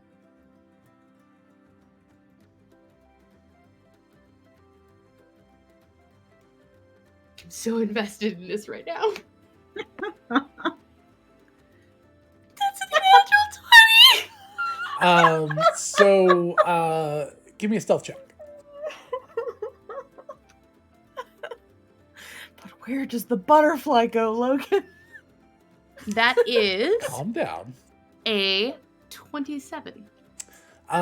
So you are sneaking very stealthily. Merrick has taught you very, very well, sneaking around outside, trying to look into the kitchen through one of the windows. But about maybe 30 or 40 seconds after you get into position, the door near you opens, and just immediately, Merrick's mother looks at you. So, did you forget something, dear? How do you do that? No? No, just tying my shoe. Bonnie doesn't wear shoes that have Boots ties that on them. don't tie. I'm sorry. I'm being nosy. I apologize. She stares at you. Yeah, I know. You're allowed to have your own life. I'm going. Sorry. I love you. Bye. I'll see you later for dinner. As you are walking away saying your awkward goodbyes, you see a tiny spectral butterfly fly into the second story window. I'm at the coffee shop if anyone would like to join hear me this anything. morning. So But she sees it. It's exactly the same as a spectral butterfly you just saw. Can she make eye contact with the Yara at that one? She didn't see it. You got a nat 20. That was a hard thing to Okay. see. staring up into a blue sky with sun as a translucent butterfly was flying by. I owe you more pastries. I'll see you later. She just has this big grin on her face as she walks away. And then mental note, do not tell Merrick this. Do not tell Merrick this. Do not tell Merrick this. Nope. Now, Kyle, metagaming is a terrible thing, and you need to You're mind telling your that to manners. this party? I was being That should be, I mean, if we're going to start doing that now, I mean. I was being facetious. All right. So, Val, you are now at the coffee shop. And what is it you're doing? What are you ordering, or is there anything in particular you want to do here before everyone else shows up? She just orders the largest coffee they have. Okay. The red eye. Cheers. Samesies. So did you prep anything that might be useful for now? And she slowly pushes the bottle towards Val. I did. Yeah, I prepared those spells this time. Should we do it now, or should we wait till Bonnie and Merrick get here? And Arthur, if he's going to show up. He kind of just disappeared last night. Well, he was talking about how hungry he was. You know, the man runs on his stomach, so. Yeah, he's obsessed with sandwiches. I sent him Apparently, if you put it between two buns, it's his favorite thing.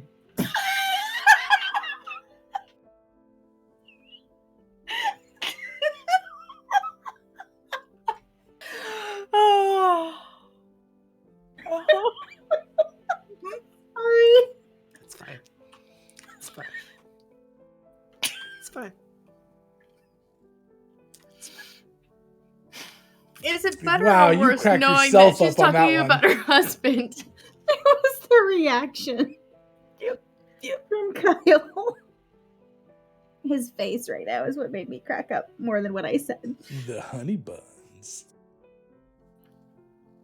Because You pastry. two, Kyle and Angela, you guys need to stop hanging out. You guys shake your head the exact same way. You just seems like synchronized. It's ridiculous. Synchronized shaming. Well, I threw everybody a little. Well, welcome to our show where we message, don't play so- D&D. Nope, we just make mom jokes, apparently. And watch Kyle's face. See, we didn't need to give him something sour. We just needed to keep talking about his graph paper mom, and his face automatically screwed up into that expression. So, I don't see why we can't do it now. I mean, who knows how long they're gonna be. That's true. And it's what, it doesn't change anything if you what can you detect what might be in it if you, or is it just, litmus test of yes, no, poison, not poison? Do you get any information that you could divine, or how's it work? Give me 1 second. Heather didn't actually read the description. So I cast the spell, and then for up to 10 minutes, I can detect poisonous creatures and diseases within 30 feet of me, and I know what the poison is, or what the creature or disease is.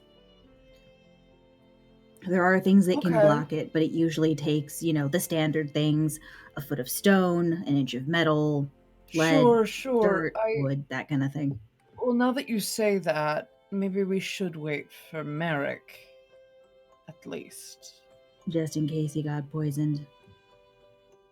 Yeah, I wasn't gonna say it out loud. I felt like it might jinx it, but sure. Alright, fine. I'll wait. Yeah, I don't know enough about the last gasp to know if I can actually even remove it. It's fine. We haven't died so far. That seems like a pretty good sign, right? It's not like it gets harder as we level up in Proctor responsibilities. All right, Merrick, you walk in at that point. Oh, good morning, everyone.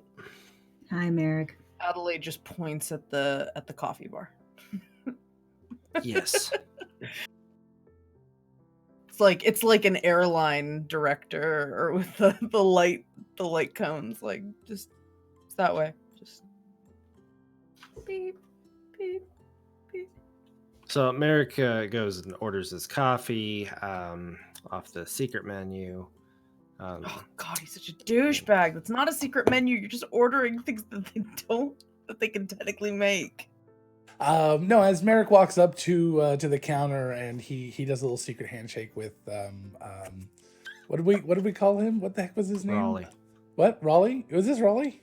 Really? No. It is No. now. It is now.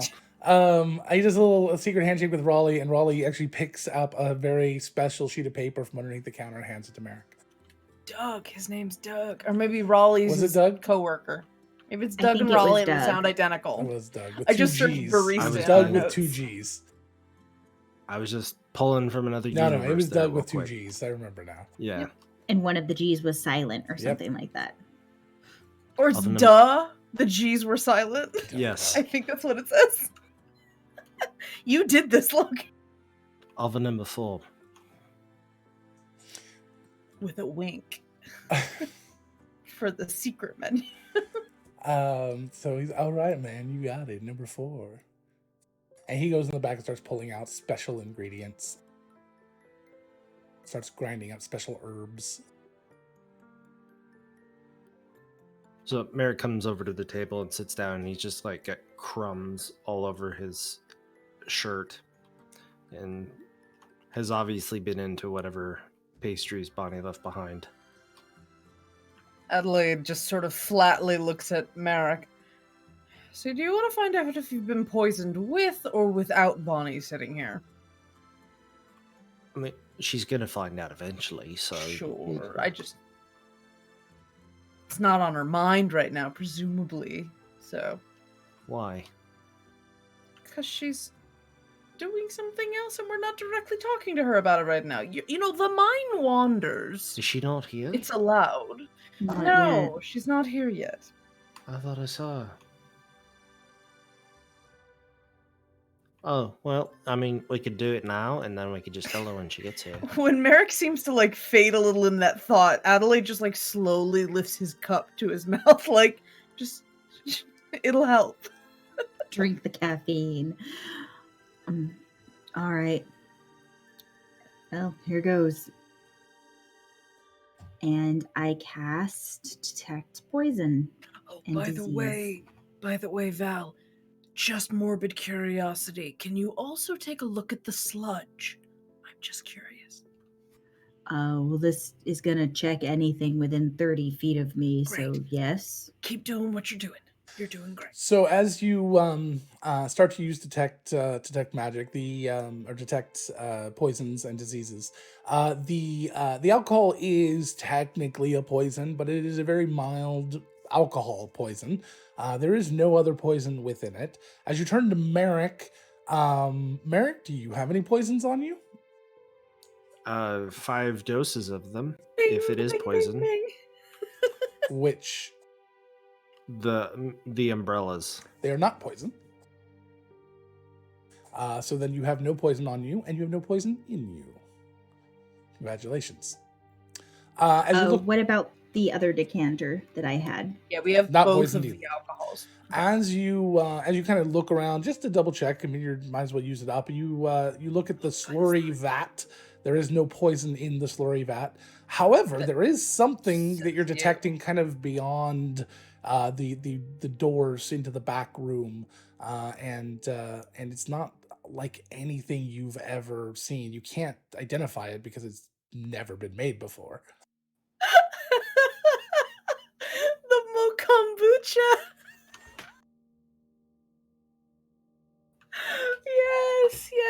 Yes. However, you do get a sense of kind of an idea of what it could do, and it is the early stages of being alcohol, you would guess. There are definitely aspects to it that might make you sick, but you don't think it's ultimately harmful, and you're not sure what it will be like when it's finished. But as of right now, you wouldn't want to stop and drink it right now. What about the glasses? The They're cups that we took. Fine. They're fine too. Okay. I relay this then- information. Adelaide proceeds to put the glasses on the table, pop the very expensive alcohol, and pour a finger into each glass. As Bonnie walks in. She's not poisoned either. She is carrying a basket of pastries, though. She I- did not I give keep them all it- to Liara. I keep it up for the 10 minutes because I might as well. Sure. Bonnie, the booze is safe. That is good to know. So that'd be Or a terrible bad. thing. Or bad to know, depending on how much information we wish we had. That too. I On brought the plus pastries. side, none of us are poisoned. That's good. She gives Merrick a big smile. We did not check Arthur. Mm. Well, I don't know where he is. I mean, I guess I'm assuming he got your butterfly message, but beyond that, I don't know where he is. Yeah, I don't He know. disappeared last night. Yeah. Maybe he's in a sandwich hangover somewhere. I don't know. Could be. Those nitrites in Mhm. lunch meat are terrible for you. Yeah, I'm sure he's just busy. Oh, Merrick, your mom says we should come by for dinner tonight. Speaking Your of cousin Arthur being Kendall is in time. your mom. Sorry, I that would was- like to sense motive. That's true. Nothing she's saying is incorrect. Not a lie. You didn't bring up Arthur. You just said Well- Arthur must be busy, and then changed the subject to your mom. Has nothing to do with one or the other at all. Nope. Mm-mm. She does Eric have has a something about it. Pavlovian response to those two subjects being put together. Sorry, I didn't hear what you said, Logan. I don't remember. So as you're doing this, Doug comes over and brings over a plate of samples and puts them down. They're not poisoned, and they look like almost like really thick, tight wound cannoli shells, like a spiral of cannoli shells. They're kind of an orangish color. And at one point in their lives, they may have been pancakes. And he explains that, these are the pumpkin pancakes we had left over from yesterday. I kind of just rolled them up and deep fried them, and they're like this nice, flaky, crispy little tastiness. So here you go, try them out. Thank you. He gives you a little bowl of chocolate sauce next to him, and he dips one and takes a bite and heads off. Gamey. The chocolate or the pancake? Yes. Oh, so He you fried tried the them in chocolate sauce? Yes. Give me a Constitution save. Oh no! Chocolate sauce. Is it mocha? I've Is it not rolled a mocha con chocolate? save in so long. I had detect poison up. Did I not detect anything from the chocolate No, sauce? because Slurry doesn't detect his poison. It's just the Okay. slurry you leave out. No, this isn't Slurry that was left out. No, normal I'm saying slurry. it's just the slurry that you leave out that detects. It's the only slightly fermenting poisonous. Slurry that detects his poison. Yeah. A 10. So yeah, you that's immediate. You're not eating this. You put it in your mouth and you're just like, oh, it's that nasty, just thick, leftover burnt coffee ground taste, just concentrated in your mouth. You're not sure that flavor that's going to go away no matter what you do for the rest of the day. Cheese Danish? You just stick the cheese to your tongue like. This is my. This is my. Here, Adelaide pushes one of the whiskey glasses towards him. Here, drink a little money. It'll make you feel better. At the very least, it might kill some of your taste buds so you don't taste that as much. That too. And she will clink the glass to Merrick and drink down the finger of whiskey that she had set aside for herself. To Robin. To Robin. To Shabombo. To Robin. Robin. That's one. It is one.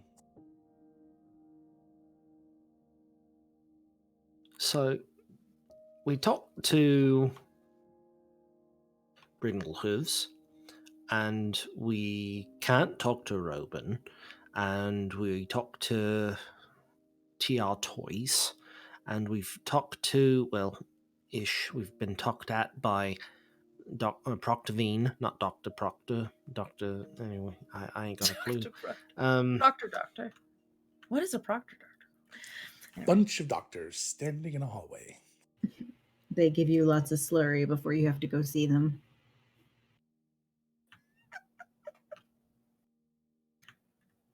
So, As you were, Merrick. there were other people at the party that we might want to go and talk to. Such as? Riku. I guess someone of the more Seedy illicit underbelly? persuasion might be worthwhile to chat with. Someone who has experience with expensive and rare things being sold or exchanged on the market. It seems. Sure, I could She see. might have an that. idea of who had it out for Robin, too, if she heard anything. She might at that. Also Sounds good to could me. do that Robin was looking to make a deal with the book if you're going to be a little less charitable about his intentions. I mean, I've taken quite a few notes to want to sell it off, but I mean, it's possible, sure. I'm not going to discount it. Until it's beyond a reasonable doubt, Right. I'm willing to think anything's possible. Right, so Riku's on the list. I think we should speak to Helmsfar and see if we can take a look at Robin's personnel file. But All I right. do have concerns that maybe his affiliations here are strictly personal, and that we'll just be snooping more into his personal effects than might be proper.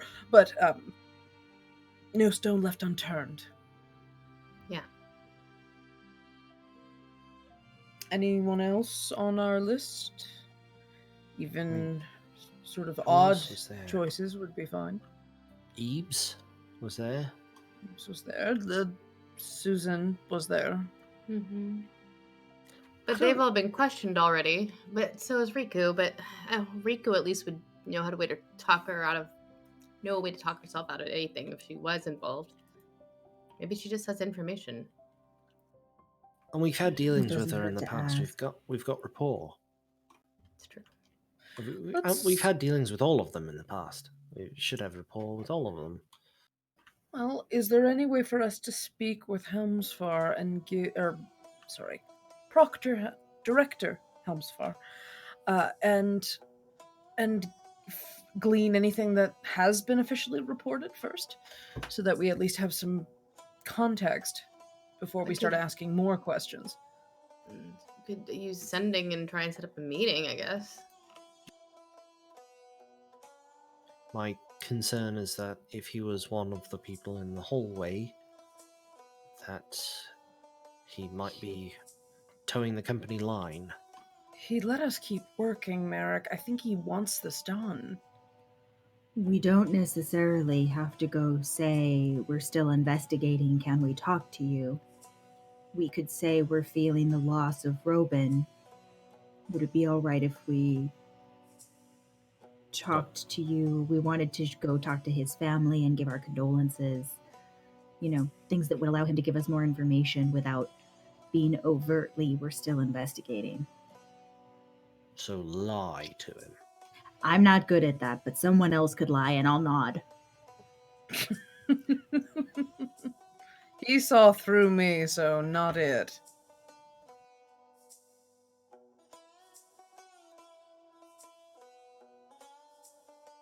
Well, yeah.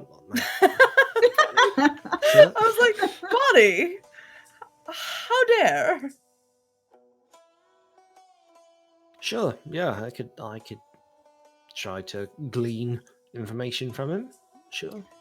We don't necessarily have to lie to him, since he kind of looked the other way, but at least if anyone's listening.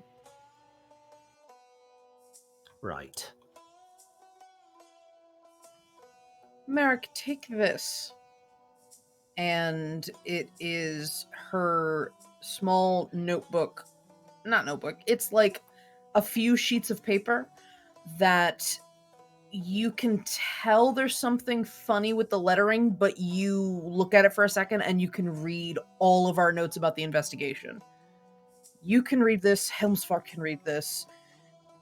I've tried to safeguard it, so you could always offer that if auditory surveillance is a concern.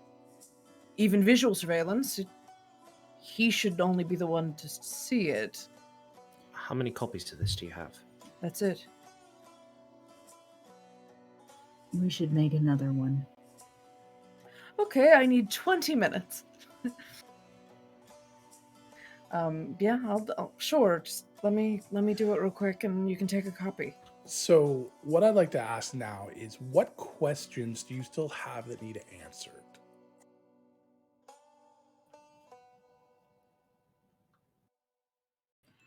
Because it's starting to feel like you're just grasping at straws, and I'm just more trying to focus you a little bit. It feels like it. Okay. From Helmsfar, part of it is that we want to know more about where Robin lived so that we can possibly go check The his fact that you house. haven't found keys and things, this is a DM tactic to let you know that nothing at the house is important. Okay. So you have everything that you should need for what you're going to find out. You may not necessarily be satisfied with the level of answers, and I can put that out there. But I can also tell you that you have not reached into everything yet. So what questions do you guys still have? What is still unanswered? Did the spiders kill Robin? Right, which you have. What- Metagaming, you know you have a clue for that. Right. What how he got poisoned, when he got poisoned, that like the circumstances around the actual killing, but that might be related to did the spiders do it or did someone else do it? Okay. There's also something else there that you have not considered in that, and that's all I'll say about that. All right. There's also how the director of inventory is related to Robin's death, if at all. Since all right, you have since that a compass was- information. It's just an assumption. It's a leap you have to make, I think, with that one. So, which you may not be able to make just yet. It's hard for me because I know everything, so I wrote it. But yeah, you should have everything you need to make that leap. The other question is, we tested the smaller spider device and enlarged it, and yet it still didn't make the right noise. Right. So there is still a device we have not identified. Correct. That was the thing that actually killed him. And yeah, we don't know what actually killed Robin yet. And that particular path is something that you guys have not looked into as deep yet. And if we don't, by the end of this session, kind of grab onto that, I will give you another major clue to kind of guide you there, but I think you guys are close.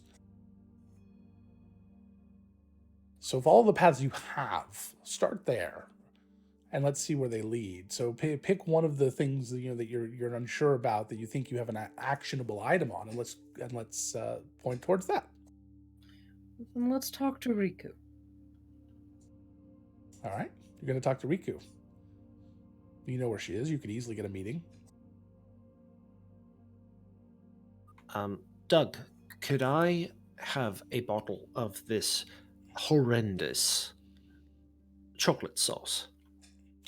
Oh, I mean, it's just slurry, man. I didn't call it chocolate sauce, but if you want some, you can have it. I intend it to be a gift for someone. Oh, all right. Well, if you want a gift, I'm turning them into candies. Do you have any of those? Oh yeah, I got like 6 boxes. Nobody seems to want them. I would love a box. All right. 2, actually. 2 boxes. All right, man. You 2 boxes right here, man. Here you go. I call them Dougie's Delights. The G's are both silent. They're Dougie's Delights. No, it's does deligs. That G's not silent. Isn't it delightful? I'm still working on a tagline for that. As soon as Doug walks away, Bonnie looks at me and goes, "Please tell me you're not planning on bringing those to your mom's for dinner. I don't know that she'd I would be disowned." Yeah. Yeah, or you would. prized for finding a new way to torture people.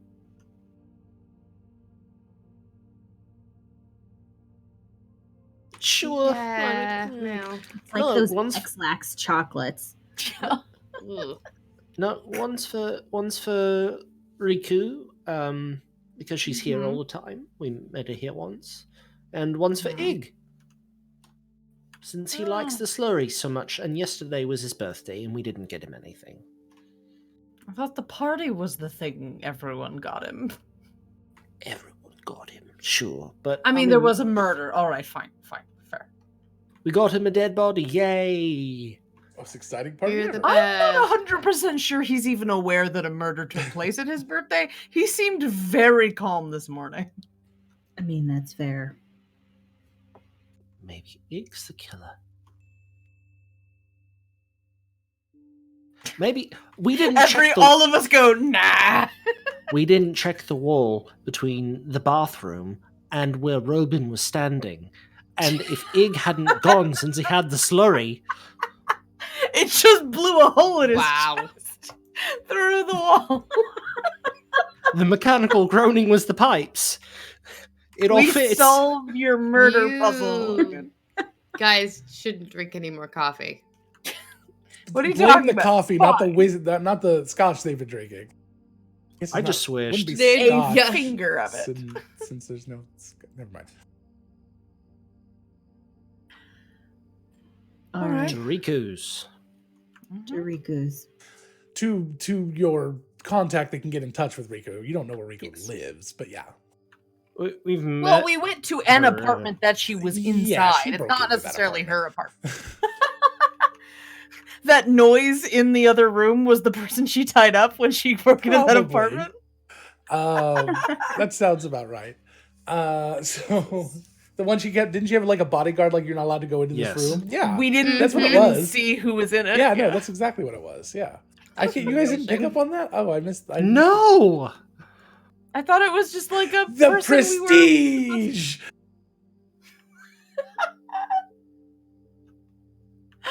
Oh God, Matthew! Wow. That was dark. If Ig kills someone on his birthday, he gets their Oh my remaining God, years I of life. love that. I'm stealing that for something else, completely unrelated. It's gonna be. I already know where it's going. Homicidal game. Dorian Gray. No. We've got a potential another game coming up someday soon, and well, in a few months, and Oh God. it'll be perfect for a storyline. That. I'm afraid. So, Are you afraid, Ange? Because well, I'm afraid Matthew's now. gonna be mad because he's in that. He's potentially in that game. No, I think he is in that game. I've cast it. So, all right. So we are. Getting in touch with Riku to have So him you meet- go in, you get in touch with your contact. I'm gonna speed along here because that took a little while. You get in touch with your contact, and they set up a meeting with Riku, in an apartment. And they give you the name, Different the apartment. location. It's a very different apartment. This one's down in kind of a boroughs area, where down underneath a city street. It's built kind of into a wall and several buildings, no windows. They have the little tiny windows that kind of can see up onto the street a little bit there. You walk down into staircases to go underneath a much larger building, kind of like Cheers. And so you're gonna go down there, but this is not like Cheers. And head into one of the apartments there. The door's open, and Riku is inside. Sounds like she's cleaning dishes.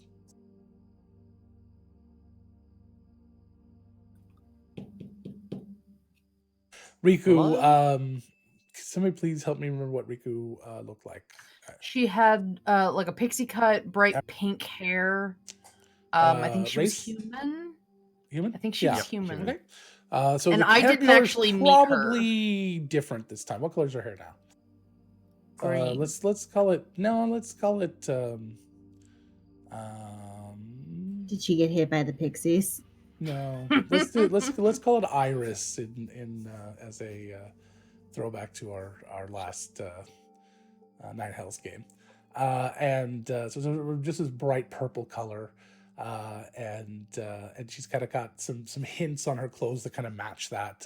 She's got a bag by the door, or by next to her on the counter.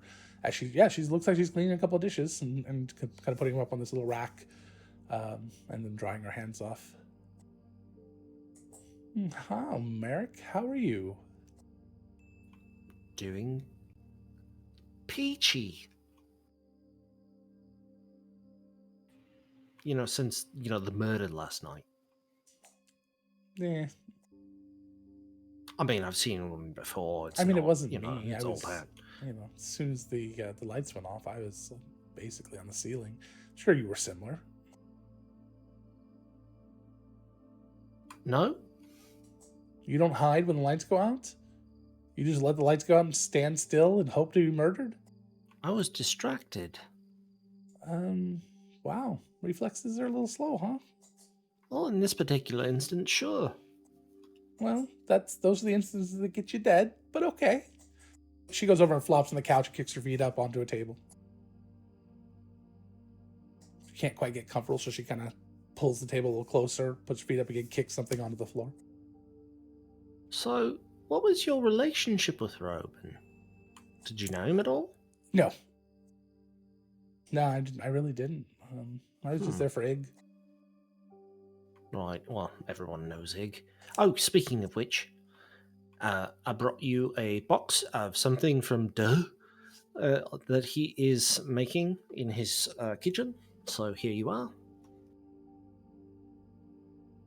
She kind of leans over and takes the box and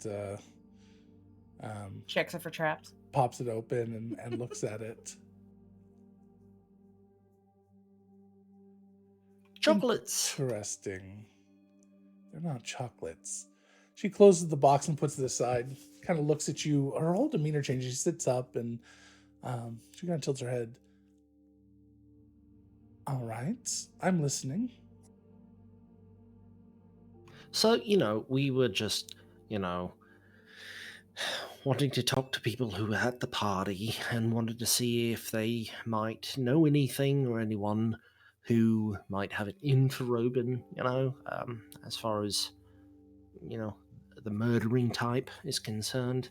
So I we don't were know just, anything about him. I don't even know who he is. I know absolutely nothing. Seriously. That's not what I asked. I don't know anybody who would want to murder him because I didn't Thank even you, know that is who what he I was asked. until last night. Perfect. And I still don't know anyone who wants to murder him. Why would you think that I do? Because, we were looking into, something that might, following up on a potential lead. Your thieves' cant is horrible. Can you try that again?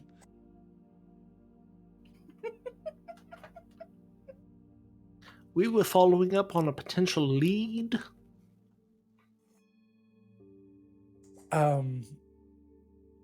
All right. What- Where did you get this lead from? Robin and chocolate. Does that not mean anything to you? Nothing. It means literally nothing to me. Is Robin the one that told you to bring this to me? In a way. Well, he's dead. Are you speaking with dead now? No, we can't. But That'd be nice. You can't? No. Why can't you? Last gasp. Are you still believing in fairy tales, Merrick?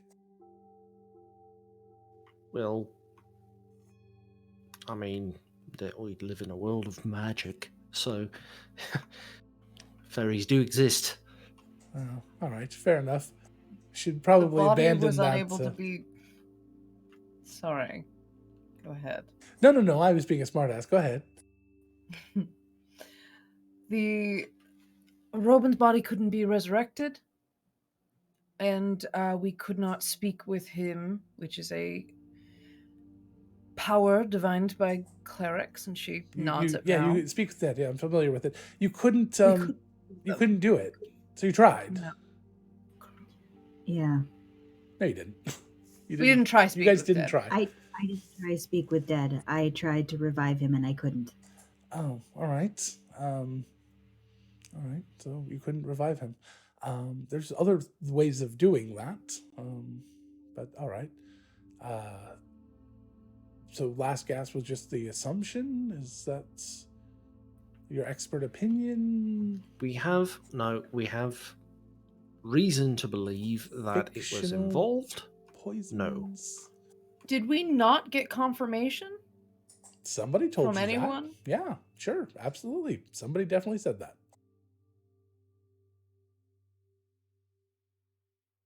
One of the low-level proctors absolutely did say that to you, and then the bronze proctors absolutely repeated it to you. We're bad proctors, guys. I mean, we knew that. We are learning. I don't know. Robin was This is very. the first time I've kind ever with thrown his you against a notes. murder mystery, so.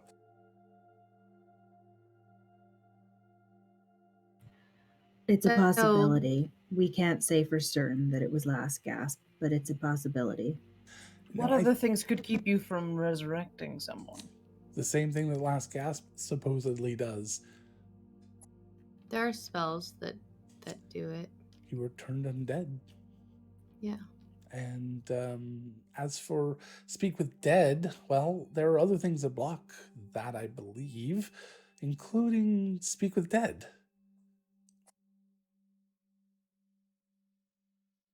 What? Oh That would've- god. You can only But that would've you can only been- do it so often.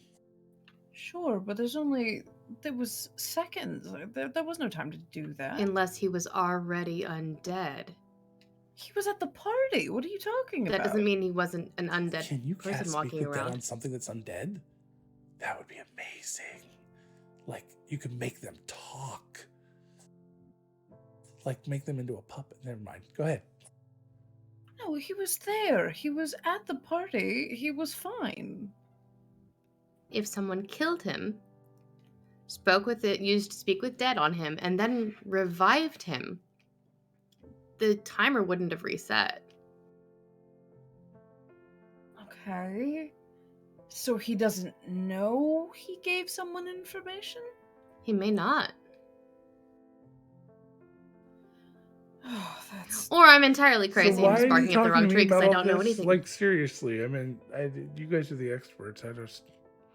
Well, when we were operating off the last gasp theory, it seemed illicit enough to be right up your alley. Really? Okay.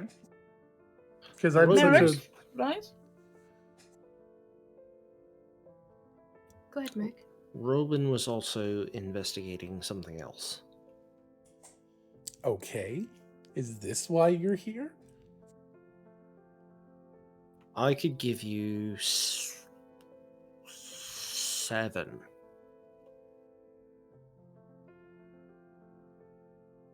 Seven what? Reasons why I'm here. Oh, seven reasons why you're here. Okay. Yeah. And I could give you a made-up load of bullshit. You absolutely could. Oh, I'm sorry. I thought we were talking in code. Are we not anymore? Yes, we are. Oh.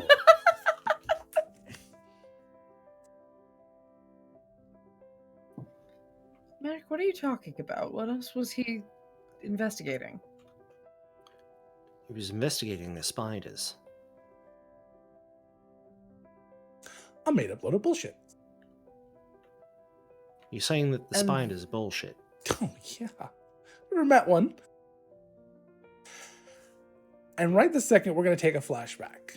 Merrick, I want you to tell me a story, very briefly, about something you've been told about the spiders. Well, I mean, Give me a story that a thief has told you, somebody in your guild has told you about something they heard about something the spiders did. That is like really bad, like so scarily bad. Not necessarily directly evil, but just like to the level of power and manipulation that you would expect from this type of organization. that the mayor of the city had been... They rigged a few elections and then caused the ousted mayor to... They basically character assassinated him, and then he took his own life. Okay. Bonnie, I would like you to give me something that the Seven has done that shows off just the immense level of power that would come from an organization to the degree that the Seven has had up to this in this game so far.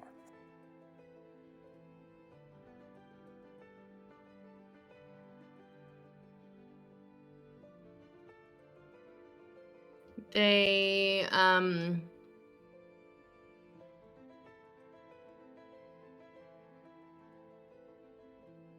can you come back to me? Yeah. I'm so sorry. Val, you got something?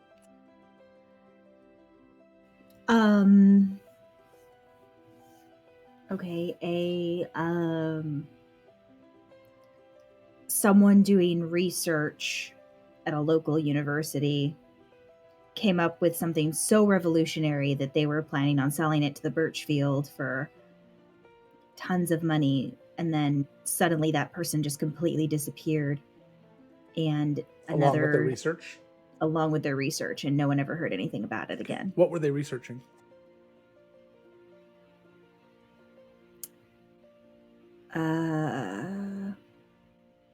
A new way to communicate across Perfect. the continent.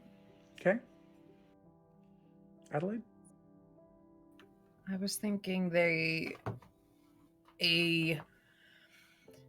people say that they killed a particular dignitary in broad daylight. Like just the lack of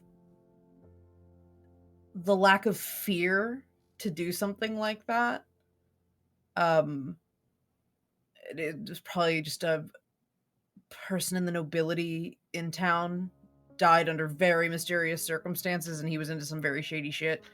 And like I said, he just sort of dropped dead in the middle of a square, and there are people that swear up and down that that was assassination. Okay. That was not Mm-hmm. whatever they're saying, like heart attack or whatever that they're saying it was. What were the consequences for the city because of that? I would say maybe that person was in charge of a corporation or a company that when it went like when that person was like the figurehead or the driving force behind that company, and when it went down, lots of people lost their jobs. The company's in shambles now because of that. Okay. People were calling it making an example of somebody that went against the spiders. Like, we can ruin economies, not just kill people. Okay.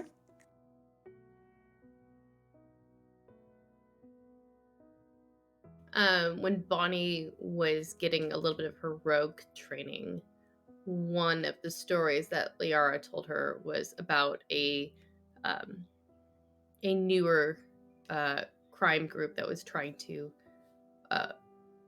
get a little bit more recognition, and they were just completely obliterated and wiped out when a job went wrong that they were working with the spiders on. It wasn't even that one person messed up, which was what happened. One person made a mistake, but the entire organization was just gone within a day. Okay. So what was this organization again? I'm sorry.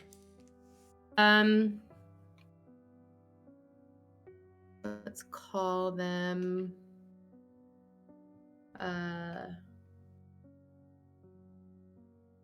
the Ravens, for lack of a better term. For lack of a better name, it's just the first thing I can think of. And this was a thieves organization? Mm-hmm. Okay.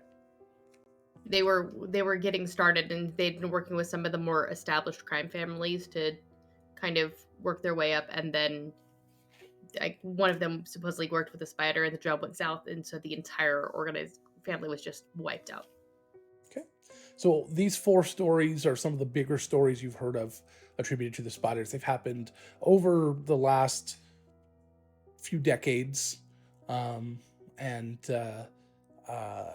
It's not like everything's happening all the time. It's just fairly spread out. And I'm gonna go ahead and bring us back to this moment. I just want to have a good idea of the types of things that have been attributed to this organization.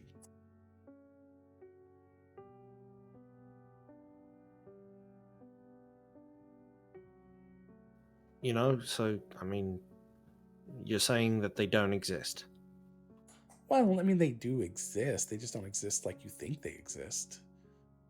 Care to enlighten? No, not at all. The people that talk about it, the people that know things about it, have a tendency not to exist anymore. So really, no. But think really hard about the things that have happened, the big, those big moments. The mayor killing himself. I mean, it was easy to explain. He was a mayor that everyone really liked, and somebody that you like takes their own life. You want to blame it on something, right?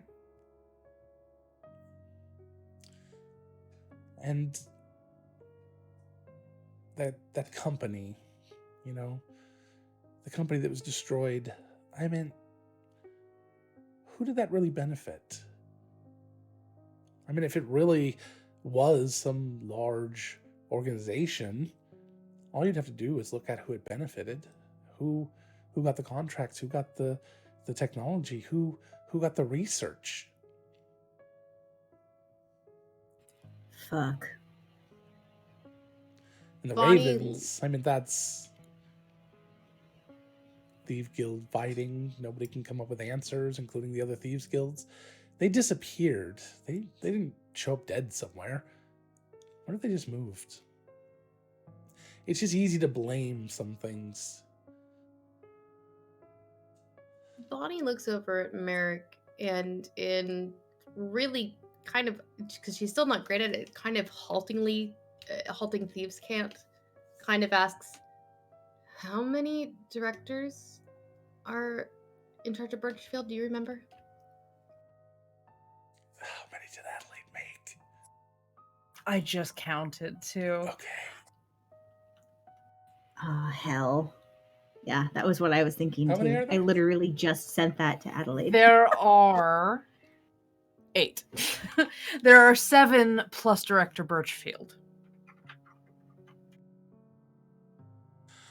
And yeah, that just just a year ago, that weird communication device, the Nexus box or whatever they were calling it, you know, all the research disappeared. I mean, who's Wait, the only one that cares about research in this town? say that again. The Who's what the box? only one that cares about No, research in this the town? what box, Riku? Nexus box, something like that. A way to talk between planes or something. Constant communication.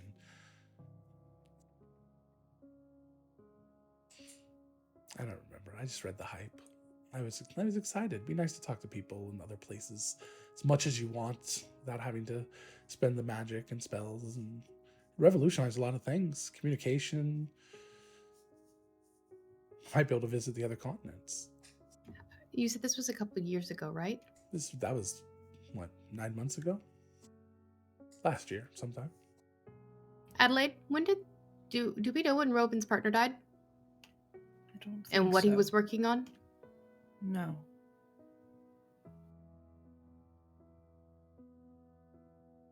That maybe would be a question for Robin's boss.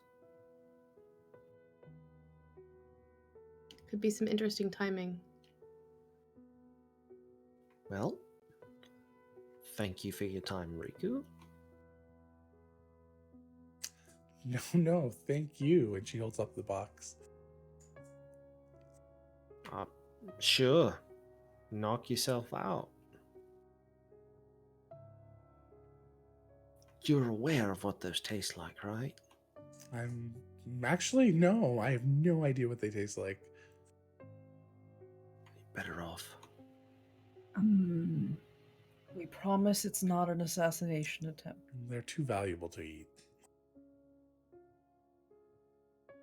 I mean, what? I'm I've surprised got that you another got a box. box. You must be one of the secret menu shoppers.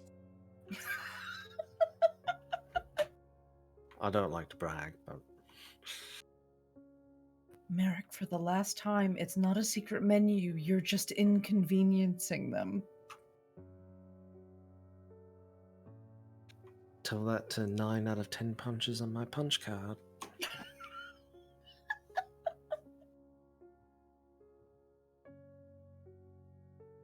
Oh, Riku, pastry? I don't eat anything that I didn't make. Oh, okay. Adelaide gets up and No, I'm just walks kidding. She reaches out. over, grabs pastry, and eats it. At the tone shifting a little bit, Adelaide gets up with the bottle and walks out of the apartment. Politely, like just sort of just leaves. Thank you for your time, Riku. You paid well for it. Really? How are the candied trash, the garbage? Yep, that's the goal. So, what, best some things are best left unanswered. Sure. Well, thank you for your time.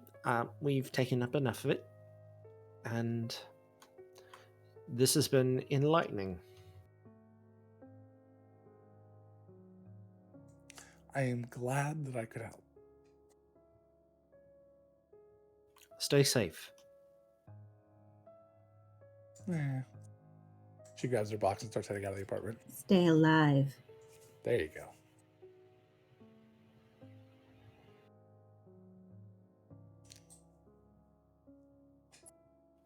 Once she's gone, Merrick is going to run over and check the bedroom. There's nobody in here. Okay.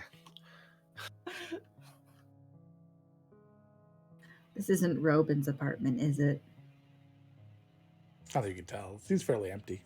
Okay. The only thing in it are those 2 glasses and the couch and the table and whatever she knocked on the table. None of it matches.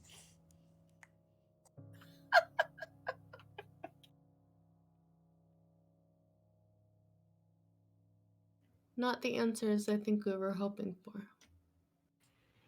No, but very enlightening ones. We should go catch up with Adelaide. I think this is hitting her.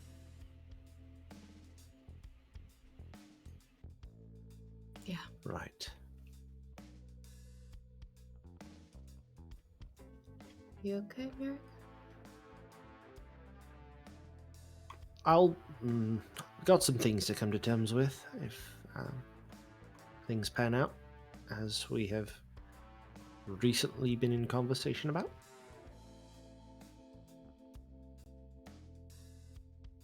Understood. But yeah, let's go find Adelaide. Where is Adelaide gone off to?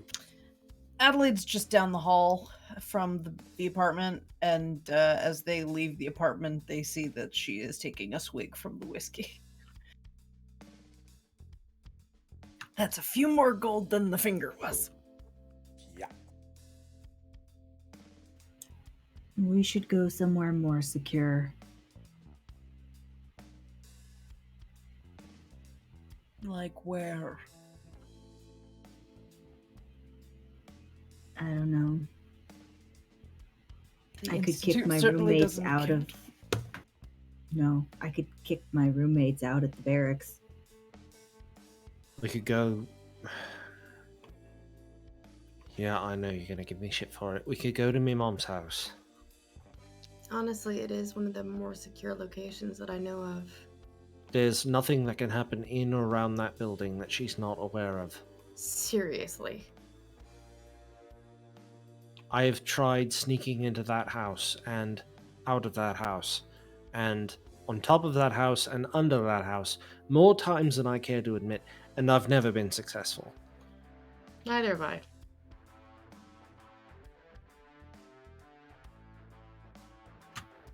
Adelaide corks the bottle and just sighs. Fine, let's go there. You okay, Sounds Eddie? like a good option. Not remotely. I'll Fair call enough. ahead. And Bonnie will send to Liara, basically giving a call ahead, saying, I know you might be out. We're going to come over. Please do not feel like you have to entertain. We just need a safe spot for a little bit.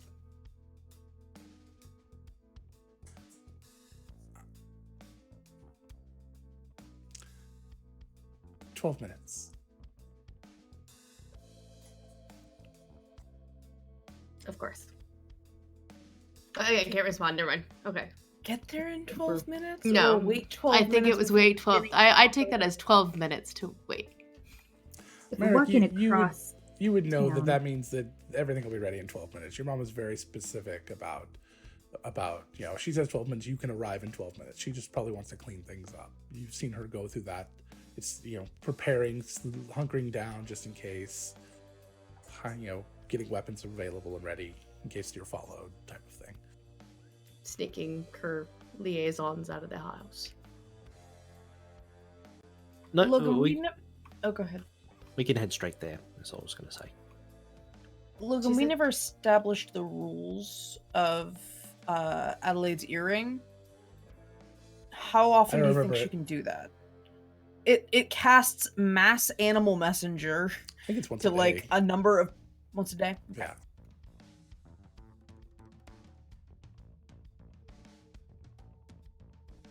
All right, well, to me mum's house. All right. So you head over to this house. Merrick, why don't you describe a little bit of what this house looks like from the outside?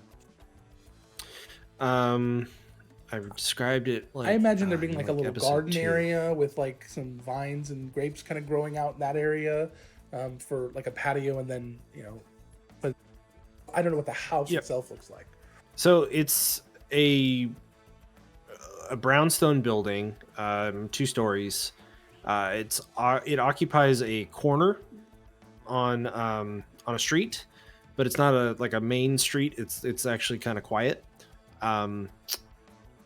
There's a single roof access that is completely blocked off. But yeah, it's all of the windows have these wrought iron garden balcony kind of things, like these little hanging baskets.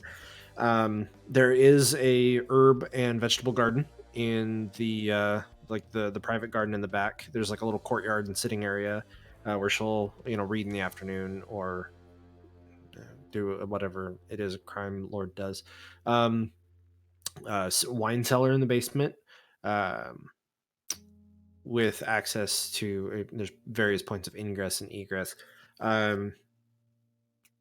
Probably modest as far as the houses in the city are concerned. Probably the great room downstairs with the kitchen and a small little entryway, and maybe 2 or 3 bedrooms upstairs. Okay. I like it. Homey. Right. Yeah. All right. So you guys head up to the front door, which she answers after you knock. And she kind of like looks around past you. Merrick, you kind of get the idea that she's checking to see if you're being followed or if anybody's around with the kind of strange change of coming in. And she kind of nods a little bit and gives you a big hug and a kiss and come in. Morning, Mum. It's almost lunchtime. But it's still morning. Precise. Want to, I could have said good day, but that is also goodbye. It wasn't so a criticism, dear. Right. And she, once you're all inside, she shuts the door and she goes and starts making lunch. Well, she's already got a big pot of water boiling.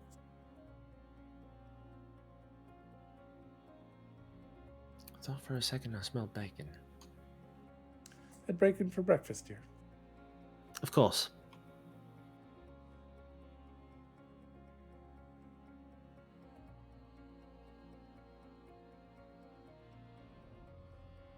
So you guys are there.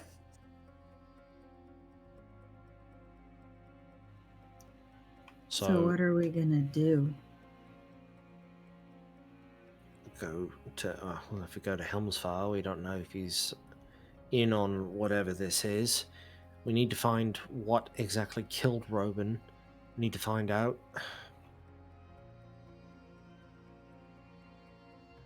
I don't know.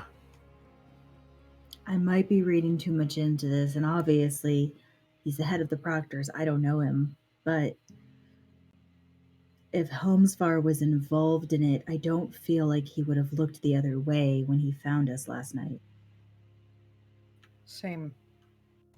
And he and Proctor Veen both seemed, from what you were describing, less than pleased that they were being told to stop investigating. But they still obeyed. What are they supposed to do? I'm not saying he's not involved in anything at all. I just don't think he's necessarily involved in Robin's murder. That's fair. Mum? She's pouring an ungodly amount of pasta into a very large vat of hot water. How salted? Like the ocean, as is proper. I presumed. I wanted to be sure.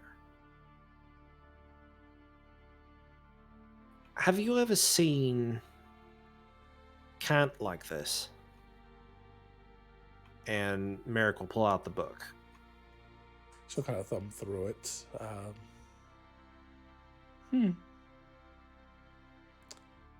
Yes, I have. We used to call it Raven Scratch. All right. It's a special technique used by the guild, the one I was telling Bonnie about.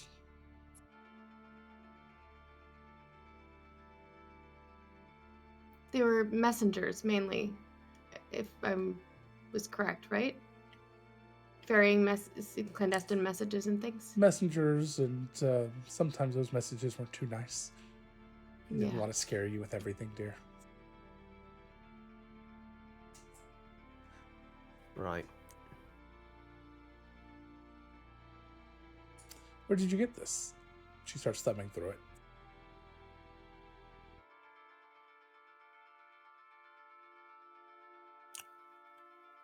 From someone that I should have considered more of a friend.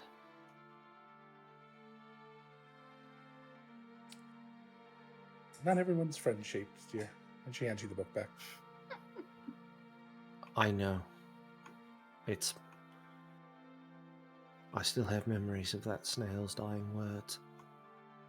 Are you still worried about that snail? Oh my gosh. Not worried. It was just a snail. I don't care how big it was. I don't care if it spoke to you. It was just a snail.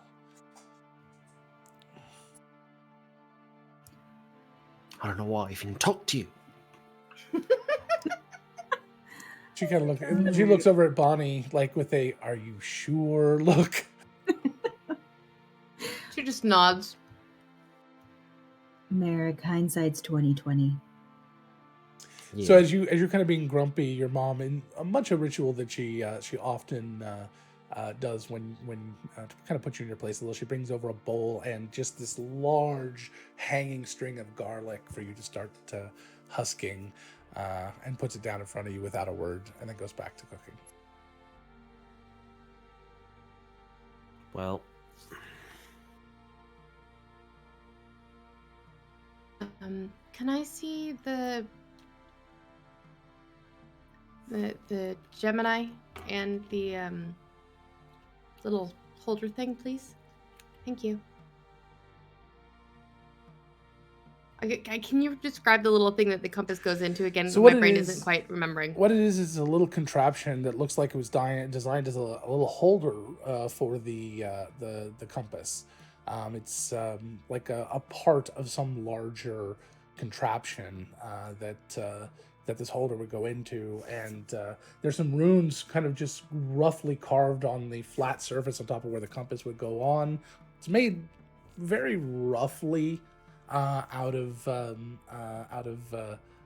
particular wood. Let's see. Let's say birch. No, birch isn't good.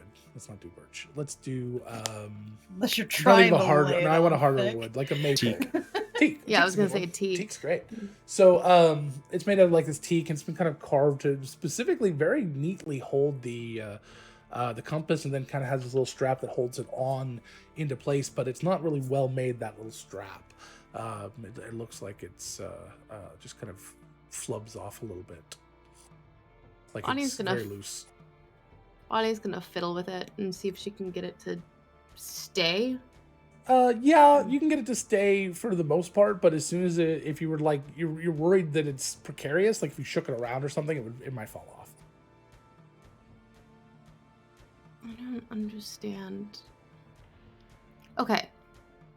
So, I'm spitballing, and this may be completely off topic, but the idea, they called it what? A Nexus box, right? Well, if this is the Right. connection to the Nexus, this looks awfully like a box, but again, it's Well, it kind of looks like stupid. a little like a setting for a stone. Kind of looks like that. And the compass sits in it, and then that looks like it's designed to attach to something else. Like it's got little bars that like are ready to attach to something else. I just don't know what this would attach to. Maybe the rest of the box.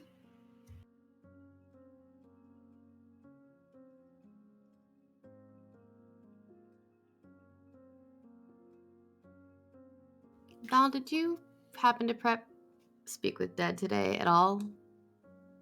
I can't get over what Riku said. Maybe we should just try it. Can always just go check Ig's inventory. I'm sure they have something. Yeah, there's that. I did, so we Okay. could try. I don't know if it'll work. We could try. I'd like to. Me too. He's gonna be very pissed if I drank too much of this. Well, yeah, This is really expensive, Val. I gathered. So is the hangover. I'll live with that.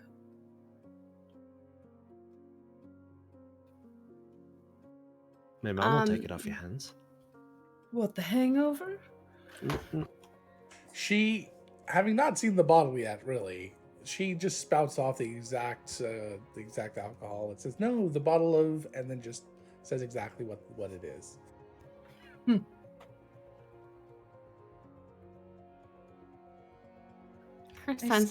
Your senses are absolutely uncanny.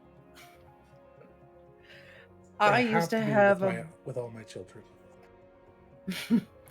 I can only imagine what Merrick's siblings are like.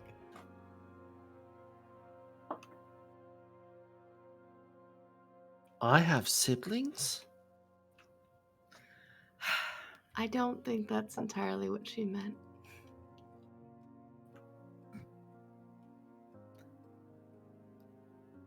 Sorry. I used to have this at my house, by the way.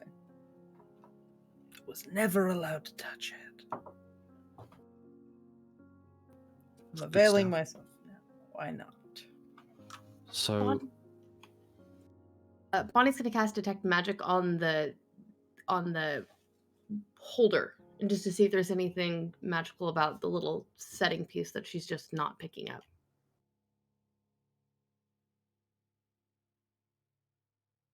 Oh shit. there's that smirk.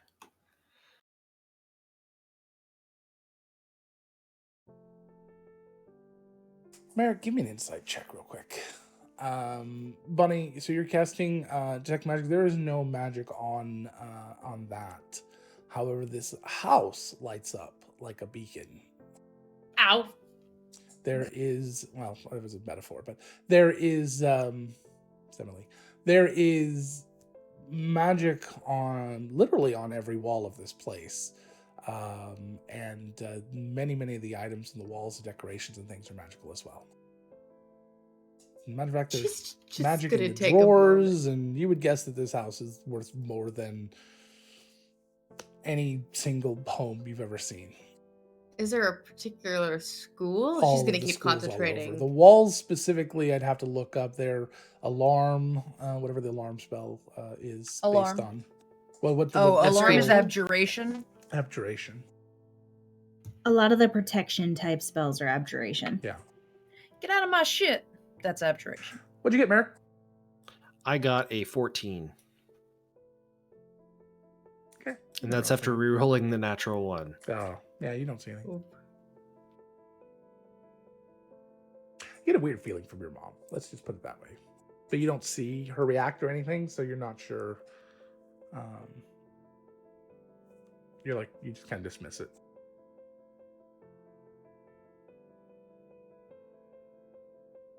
Mom, have you had that scotch before? No. You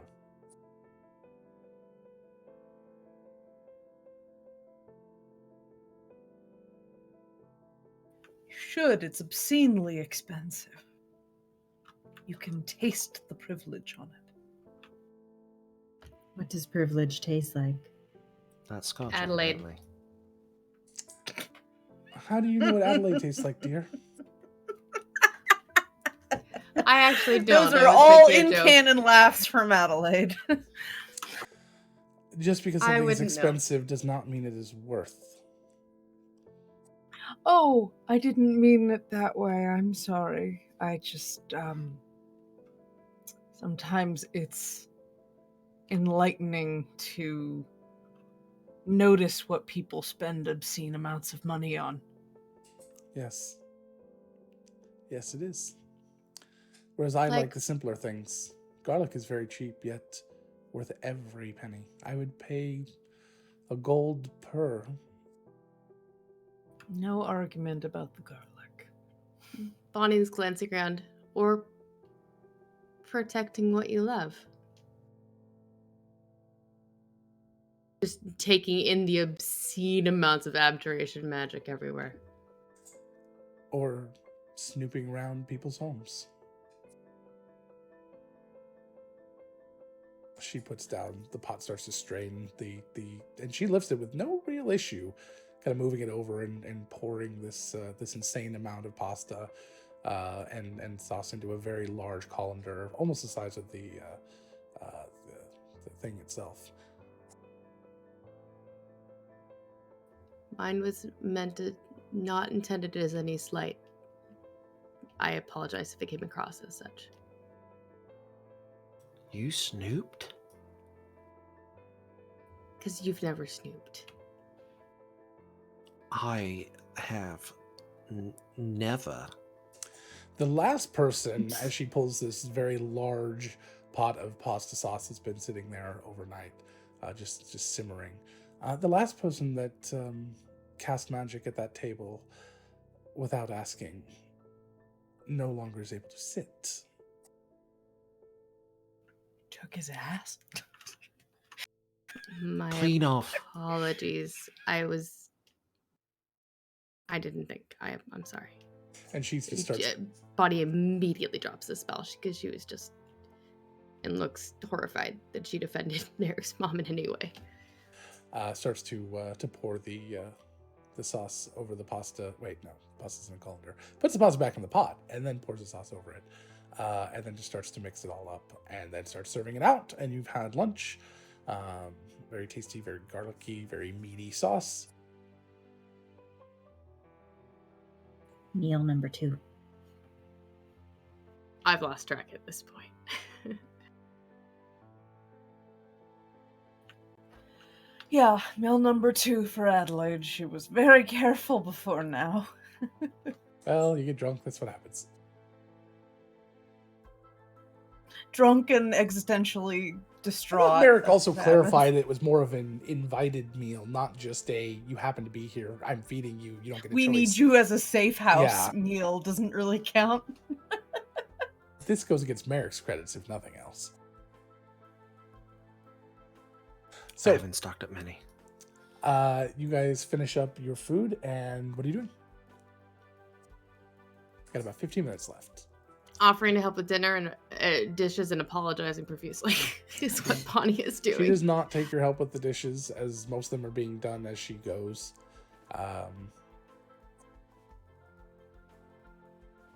She does pull out a couple of very large loaves of bread again and starts that same similar ritual you saw earlier.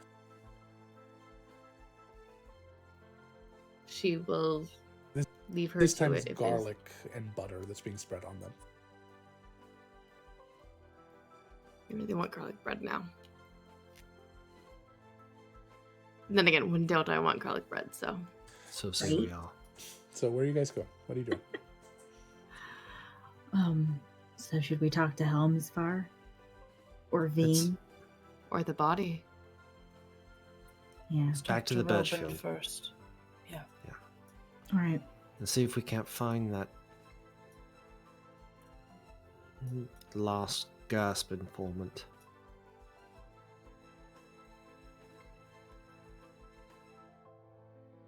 All right, so you stand up, you start to head out. Adelaide, as you stand up, give me a Constitution save. Woo! Party.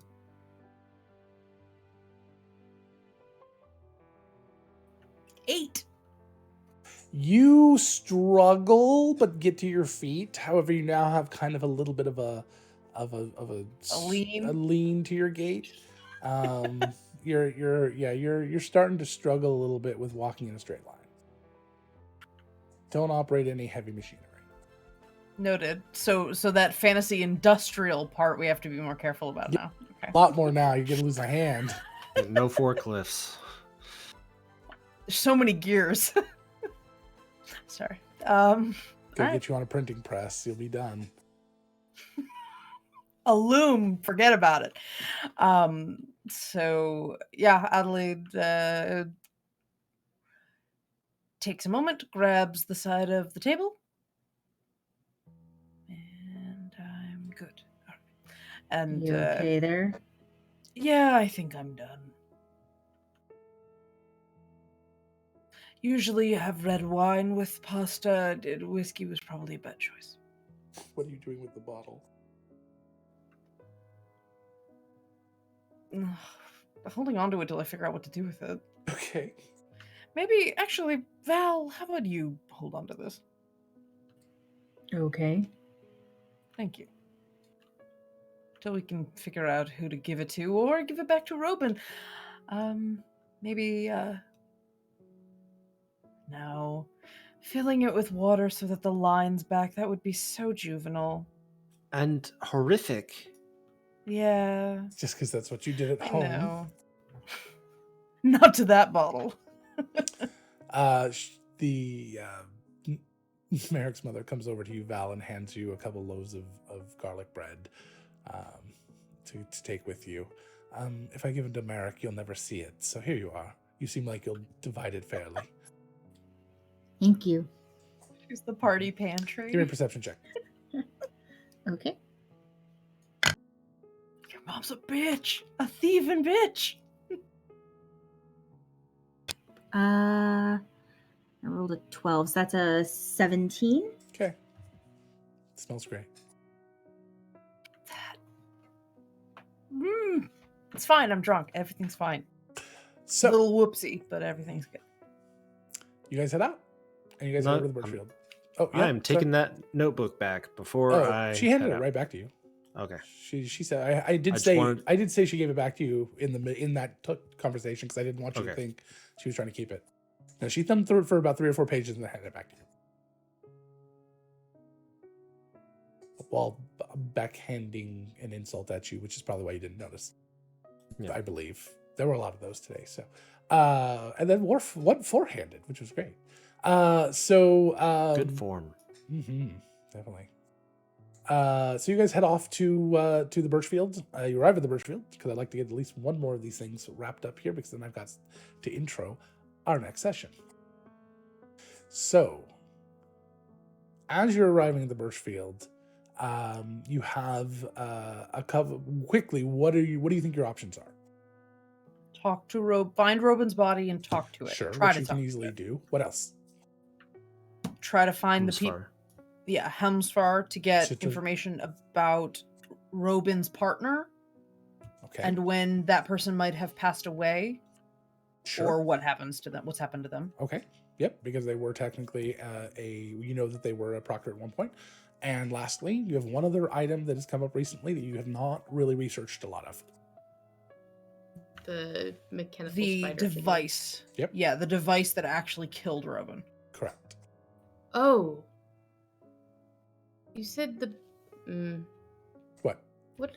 I would just thought that the little wood piece that has a strap, I wonder if it fit on the spider. No. Yeah, and that's why I realized it was kind of silly, so. No. Let's try to talk to Robin first. At least we can knock that off the list if it doesn't work. Yeah. Now, do you remember Alright. where you got the little device that holds the thing? I don't off the top of my head, and my notebook walked away from my desk where I had all my notes. So. I thought we found it in the same room that Robin died. No, we found was it in the under something, director. wasn't it? No, that the was office that was we the got compass into. itself. Yeah, Oh, it was in Nos Navarre's office. Yes. yeah. Okay. Was it in there, or did TR Toys bring it to you? I can't, because he did meet you in that room. He brought us I think he showed us the schematics or something.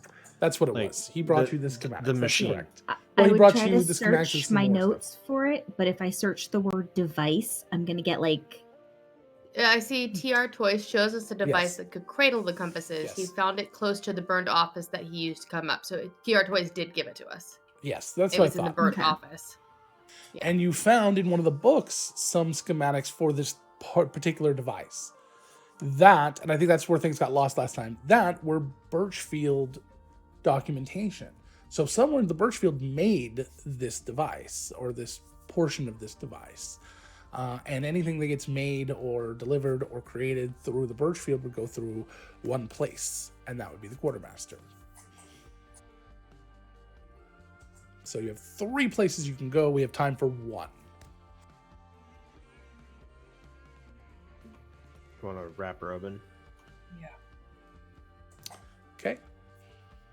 Like a mummy. Yeah. So you head downstairs to the morgue. You head inside and find what are their names? Bang and Chang? It was Jangs and Bangs. Jangs and Bangs. Fucking The twin bronze badges down there that are kind of just keeping things organized. Or dealing with a couple of other bodies that have come in from other things, prepping them. And they see you and they salute. What can we do for you? Continued investigation into Robin. We need to see his body, please. Oh, yeah, of course, yes. Right this way. And takes you into the back room, and they pull open the cooler, and Robin's there. They pull back the covers, and still there. Still Robin. Robin sickle.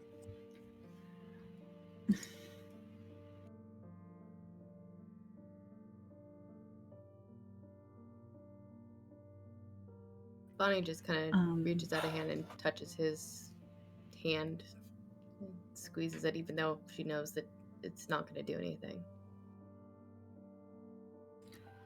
I will say the only downside to this is that if the spell was used on him within the last 10 days, I can't use it again. It won't work. So that It'll will just be more fail. information that we have. Then we'll know that someone has used it on him. Or at least we Hmm. confirm that we can't. For one reason or another. Right. That he was silenced somehow. Do we have our questions? How many do we get? 5. Who killed you? Why did they kill you? But if he doesn't know,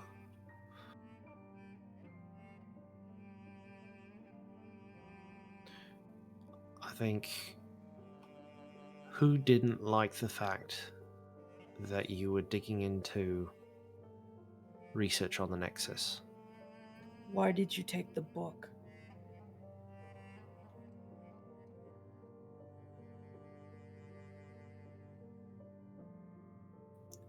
Who are you concerned about finding?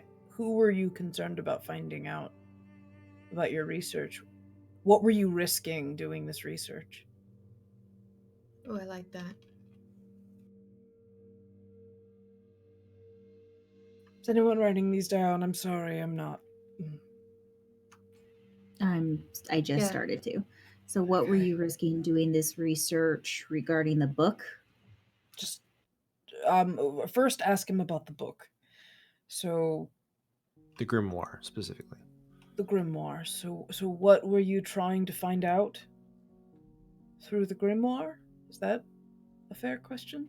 Why did you take the grimoire? Well, because he could just say for research. What were you researching with the grimoire? What did you hope to learn by researching the grimoire? What answer do you think you're going to get that's not what was already laid out in the grimoire? Maybe try to figure out what is beyond that, if that's what you're trying to do. Because if you say that, he's going to tell you what was in the book. Why did you feel the need to keep the research secret? Because we know the research. We know that he had it. But we Why know were that he you was researching in secret? Why were you researching the Nexus in secret? Is that fair? Of course, we don't know if it's in secret. We're not going to ask all the right questions. So yeah, why were you researching the Nexus in secret is solid. What were you risking doing this research? Who might want to stop you?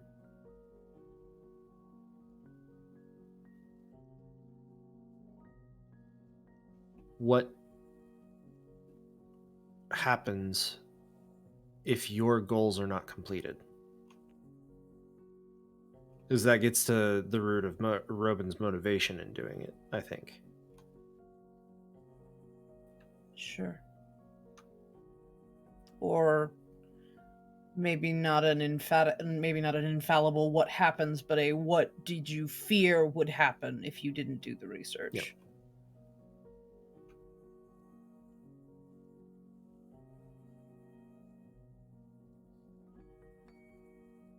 That's 4, right? Mm-hmm.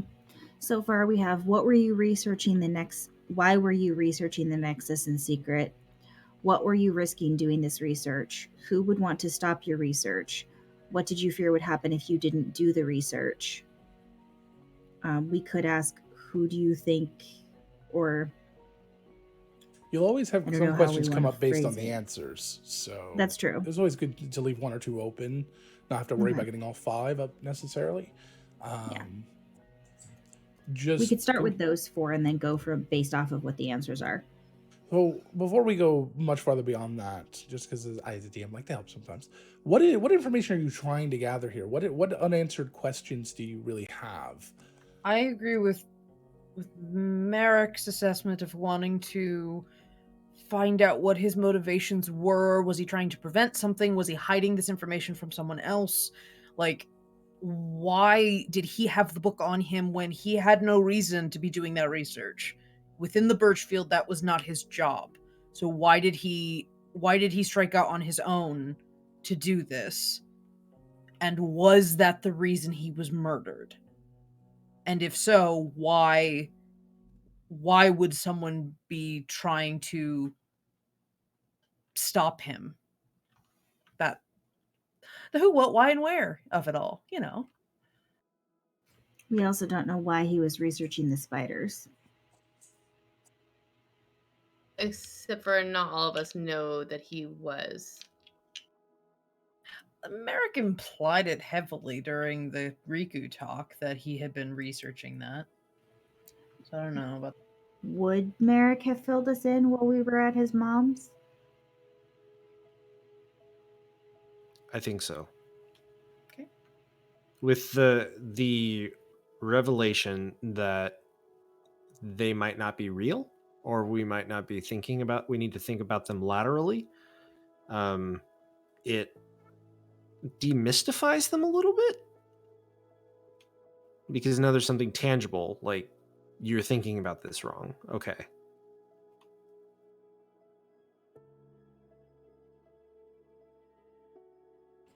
All right. What else were we trying to figure out? We still don't know what killed him exactly. But I'm not sure he's gonna know that. Yeah. This is true. Goddamn, speak with dead. It always ends up with a committee.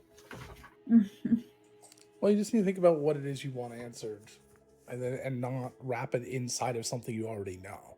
That's the big thing. Some of the ways you guys are asking questions, they're going to give you the answers you already have.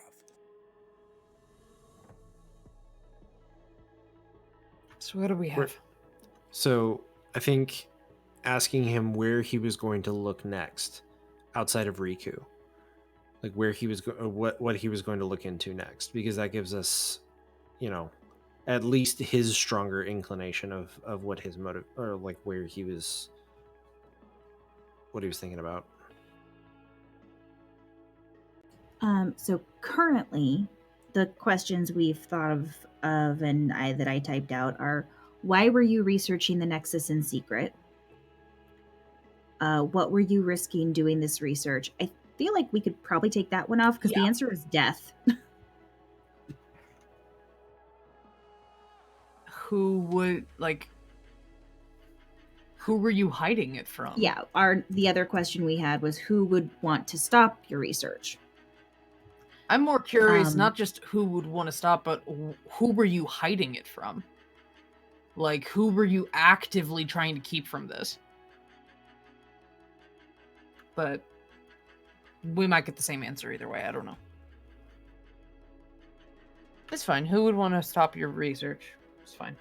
You also, if you have some other questions you want to ask as kind of a side comment, you were going to go down yet another path to find out more information about somebody related to Robin that you could theoretically just ask Robin directly. Oh, true. Yeah. So, what happened to your Husband. your life partner? I'm gonna give you 2 more minutes to talk before I call you guys into action. Yeah, that's fine. Okay, so currently what we have is why were you researching the Nexus in secret? Who would want to stop your research? What did you fear would happen if you didn't do the research? What were you going to look into next? And what happened to your husband? Sure. I mean, we could probably start with why were you researching the Nexus in secret? See what happens. And maybe what happened to your husband? Because that might also lead into why he was doing some of the Yeah. research. Sure. Sure. So Let's do that. I'm going to try to take your intentions into account here. When you say in secret, He had it locked. He took a magic item. Oh no! I shouldn't have Uh-oh. given you 2 minutes. She froze. It's 10 o'clock. Yeah, at least at 10 o'clock. She'll be back in just a second. There she is. Hey, there we go. Hi. Nothing flickered. That was weird. We Might he be all right. took a magic item that was supposed to be locked in the vault. Mm-hmm. He locked it in another vault in his office and had it That's an on assumption, him when but he sure, was that's a good assumption. Sure. Had it on And then him he in a got secret spot, sure. And then he was murdered, and it's one of the only But unusual. you guys don't know clandestine for a things to fact do. that he didn't sign out the book. You don't know for a fact that he wasn't That's- supposed to have it on him. You guys haven't talked to Ig yet, which would be the person that would sign those that's types of true. things out. So you're really not sure. So I'm just want to be, but I'm trying to take your intentions into account. So I'm trying to get to the root of that because I don't know how to answer that just yet. So what is it exactly you're trying to? What's the intention behind this? We're looking for possible suspects. Give me. Point. Well, no, that's not why you would research in secret. So who were you hiding your research from? Is that a better Yeah. question? Yes. That was a question. That was one That's- option yeah. of phrasing it. Oh, I didn't hear that. So all I heard, because it's been said 4 times now by Heather, was this idea of what were you doing in secret? It's like, well, secret is kind of a vague term. Like I told one other person, is it said- still secret? I said, "Who are you hiding your research from? Who were you hiding your research from?" Okay. That was the version I was pitching. Let's just ask from there and see what happens. Mhm. All right. All right. So Val, you start to cast. You pull out your incense or whatever you have to do there, and Yeah. Are we by ourselves in this room? Did the bronze people leave? you're not right this second. However, realizing what you're doing and the bronze realizing they're not supposed to be there, one of them does pick up a clipboard, puts on a release, brings it over to Adelaide, and has her sign out saying that you guys are asking, taking possession of the body in this room for the time being, so they will leave, and saying that you're going to be casting spells on it. Just and they ask you to fill out what spells and things.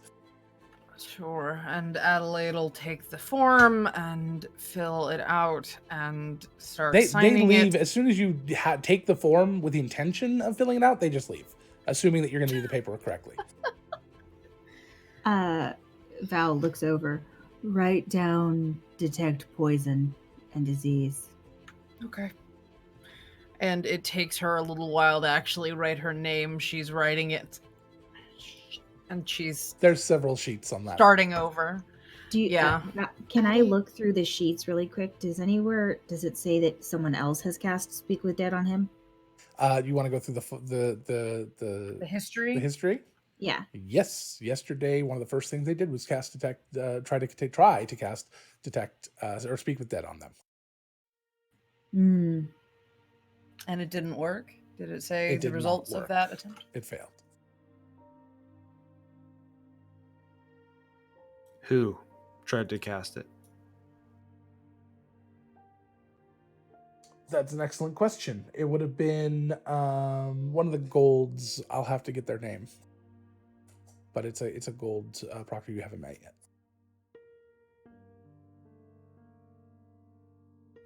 All right. To Ig. Try it anyway. I can try it. I've already got the spell prepped. There's It's no not that harm. big a deal. There's no harm in trying it. That's true. I Because know. if it was a timing thing, what if it wore off and we walked away from our opportunity? Or someone lied. There's that Why too. not just assume malfeasance at this point?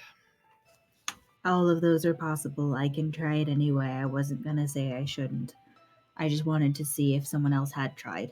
Go for Supposedly it. had tried. All right, here goes. And I cast Speak with Dead. All right, as you pull out the incense or whatever it is, you start to burn. You start to cast around the body, and after a few moments, nothing happens until it does. And all of a sudden, you hear this weird, sort of almost rasping sound, but it's very frigid. As you see this cold air just kind of constantly coming like a geyser out of Robin's mouth. Although normally, having cast this a few times before, the mouth would start to move and it would gasp, but the entire body being so cold and frozen right now, it just doesn't move and it doesn't do anything. So the voice and the raspiness might be different than you've heard Robin's voice before. Ooh. Oh, good excuse. I gotta get It my other camera worked. set up.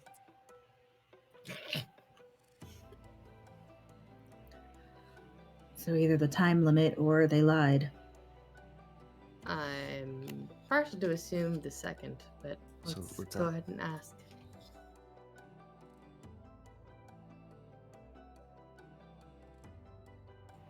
Robin, who were you hiding your research from?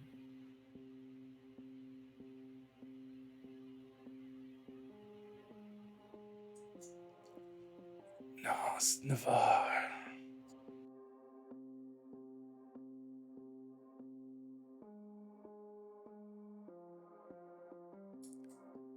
Hemsworth. Hemsworth is a actor. I thought it was Hemsworth. Thor did it. Birchfield. And he names the rest of the directors who I don't have the list in front of me.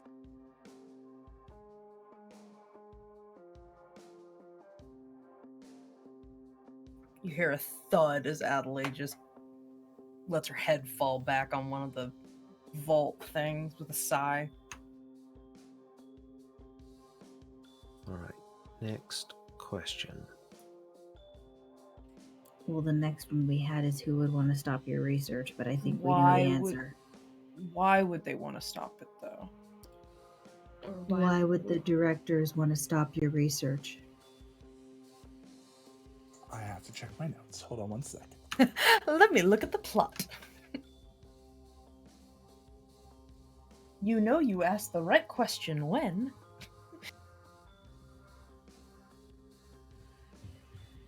By the way, the other directors are Stasia Rusital, E2, Levego, and director Goligus. So there are other. Can you give me the question again? Why would the directors want to stop your research?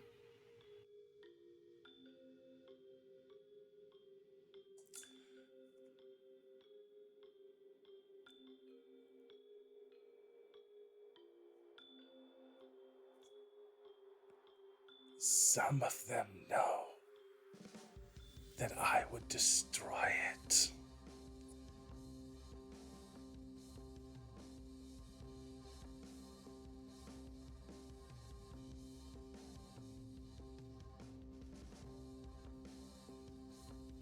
Val looks at you all. Destroy what?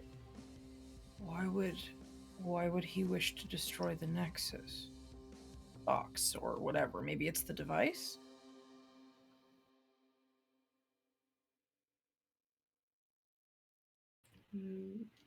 We don't know what he would destroy, so should I ask? So I would ask what he was gonna what he what would were you destroy. willing to destroy? What were you willing to destroy? Can you clarify that context for me? What did they think you were willing, like what were they afraid you would destroy? Perfect. You know? Yeah.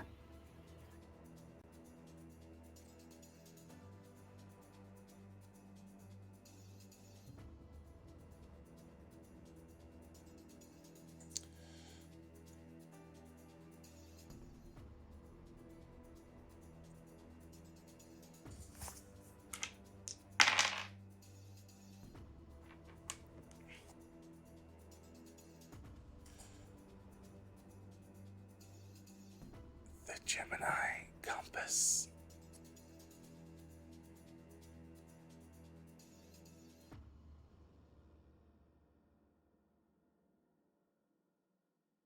I want to know the question Merrick posited. What would happen if... What did he fear would happen if he didn't do this independent research? What did you fear would happen if you didn't do this research on your own? I'm gonna take your attention, and I'm trying to get to the meat of it. Yeah, I'm just gonna go with it, even though I don't think it answers this question exactly. But can you read it one more time? What did you fear would happen if you didn't do the research?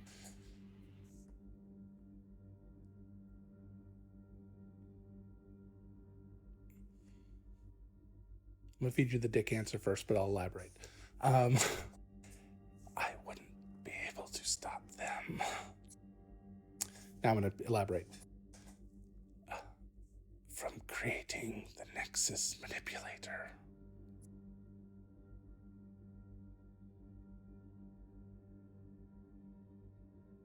Don't ask the obvious question.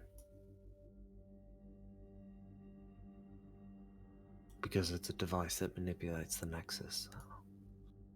I wasn't wouldn't gonna give you ask. that as an answer. I'm not the Sphinx.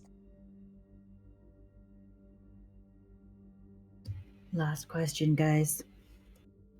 Why do they want to manipulate the Nexus? What are their intentions?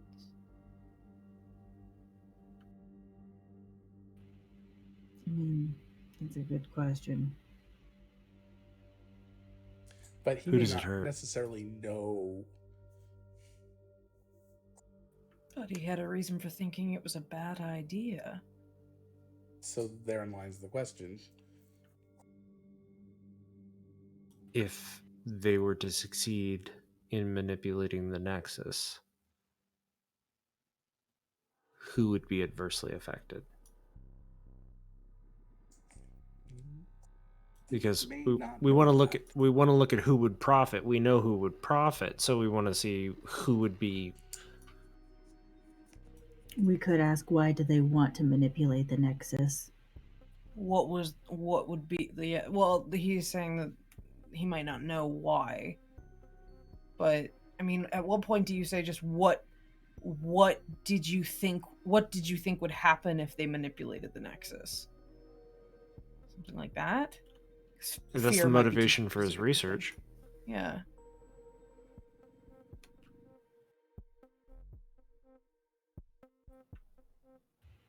What would happen if they were able to manipulate the Nexus?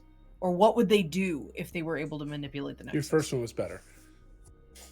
What would happen if they were to manipulate the Nexus? Okay. Go ahead, Vo.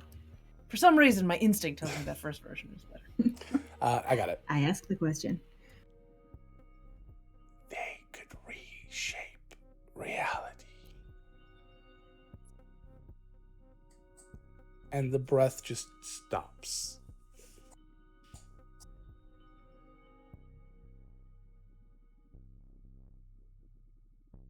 No big deal. Sure, reshape reality. Right? Why not? Why not? I hate that compass.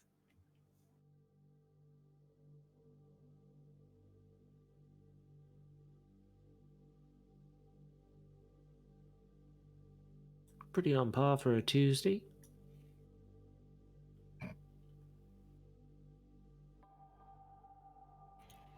Well, shit. Val, are you going to do the detect poison? Yep. So you sit there and you cast detect poison, and the body is poisoned. And you recognize, at least through some innate magical means, that this poison is the last gasp. By all accounts, a fictional poison that does not exist.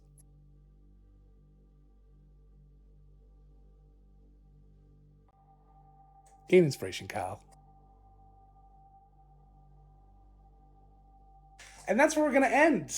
I'm not going to set up next week's, even though we have a guest coming, because I know exactly what's going to happen from here on out. And that is where we're going to go ahead and just stop right there. And I'm not going to let anybody else talk about the game anymore. We're done. We're stopped. You guys are there because I know exactly what's happening next week. And I'm very excited to have our very special guest, Ren, coming. Atomic Firebird from Twitter will be on for the next 2 episodes, stepping in for Mike, who will not be here. And I know exactly who she is. And I know who she's going to be playing. And I'm so excited. And I cannot wait to wrap this up, because over the next 2 sessions, we will be wrapping up this arc and moving into the next entire, probably Act 3 of the campaign. And I am so very excited about that. I am so excited right now. That was so perfect. Thank you, guys. That was amazing. That was so good. I am so excited right now.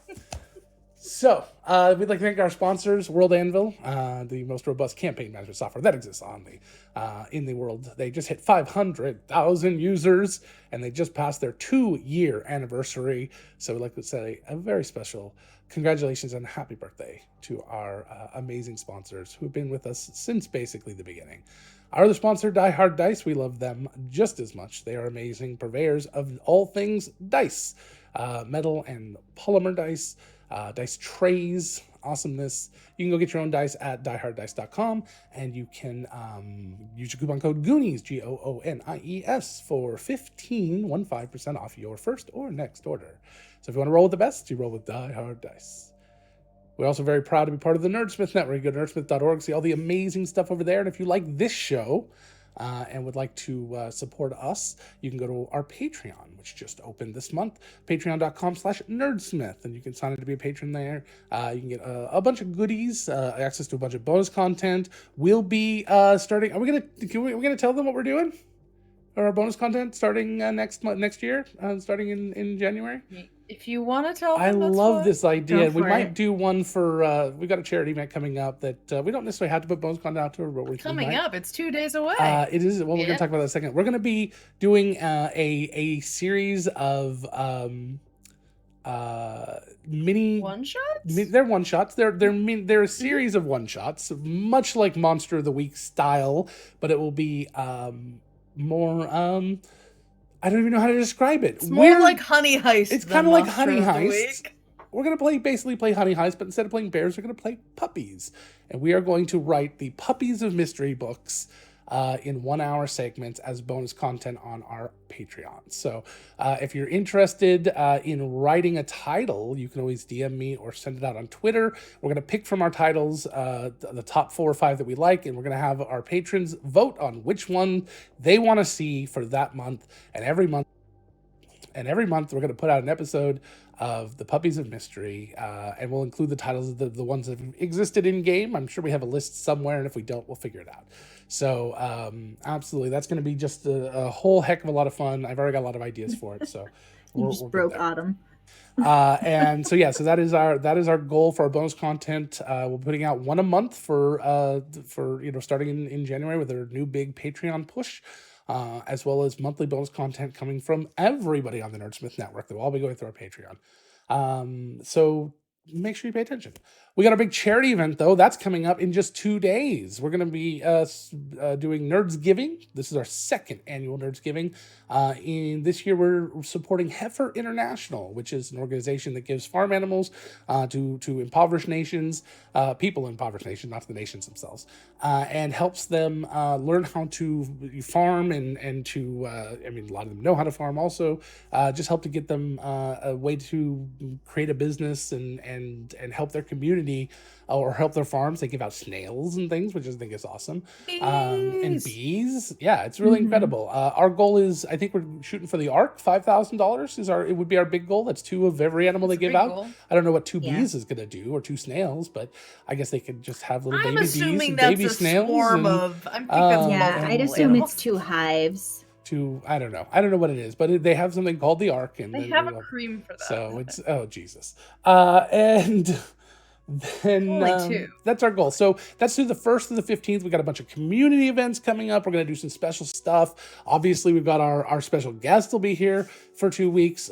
So they are definitely absolutely going to have to be a turkey Aarakocra now that I've figured this out. So sorry, Ren, but that's that's got to happen. And then we'll be taking a week off for Thanksgiving. We're taking 2 weeks off for around Christmas. But yeah, other than that, we're gonna be we're trucking right along here, and yeah. So thank you guys for being here. Lastly, do I have anything last? Just want to thank you all for your support and everything. You've been amazing. Anybody have any projects they're really excited about? I'm always excited about Ghosts of Saltmarsh on Fridays. Ghosts of Saltmarsh on Fridays. We Yep. also have something on Wednesday. Discover RPG. Oh, we got a brand new show starting tomorrow. Shoot, I forgot all about that. I've only been working on it all day.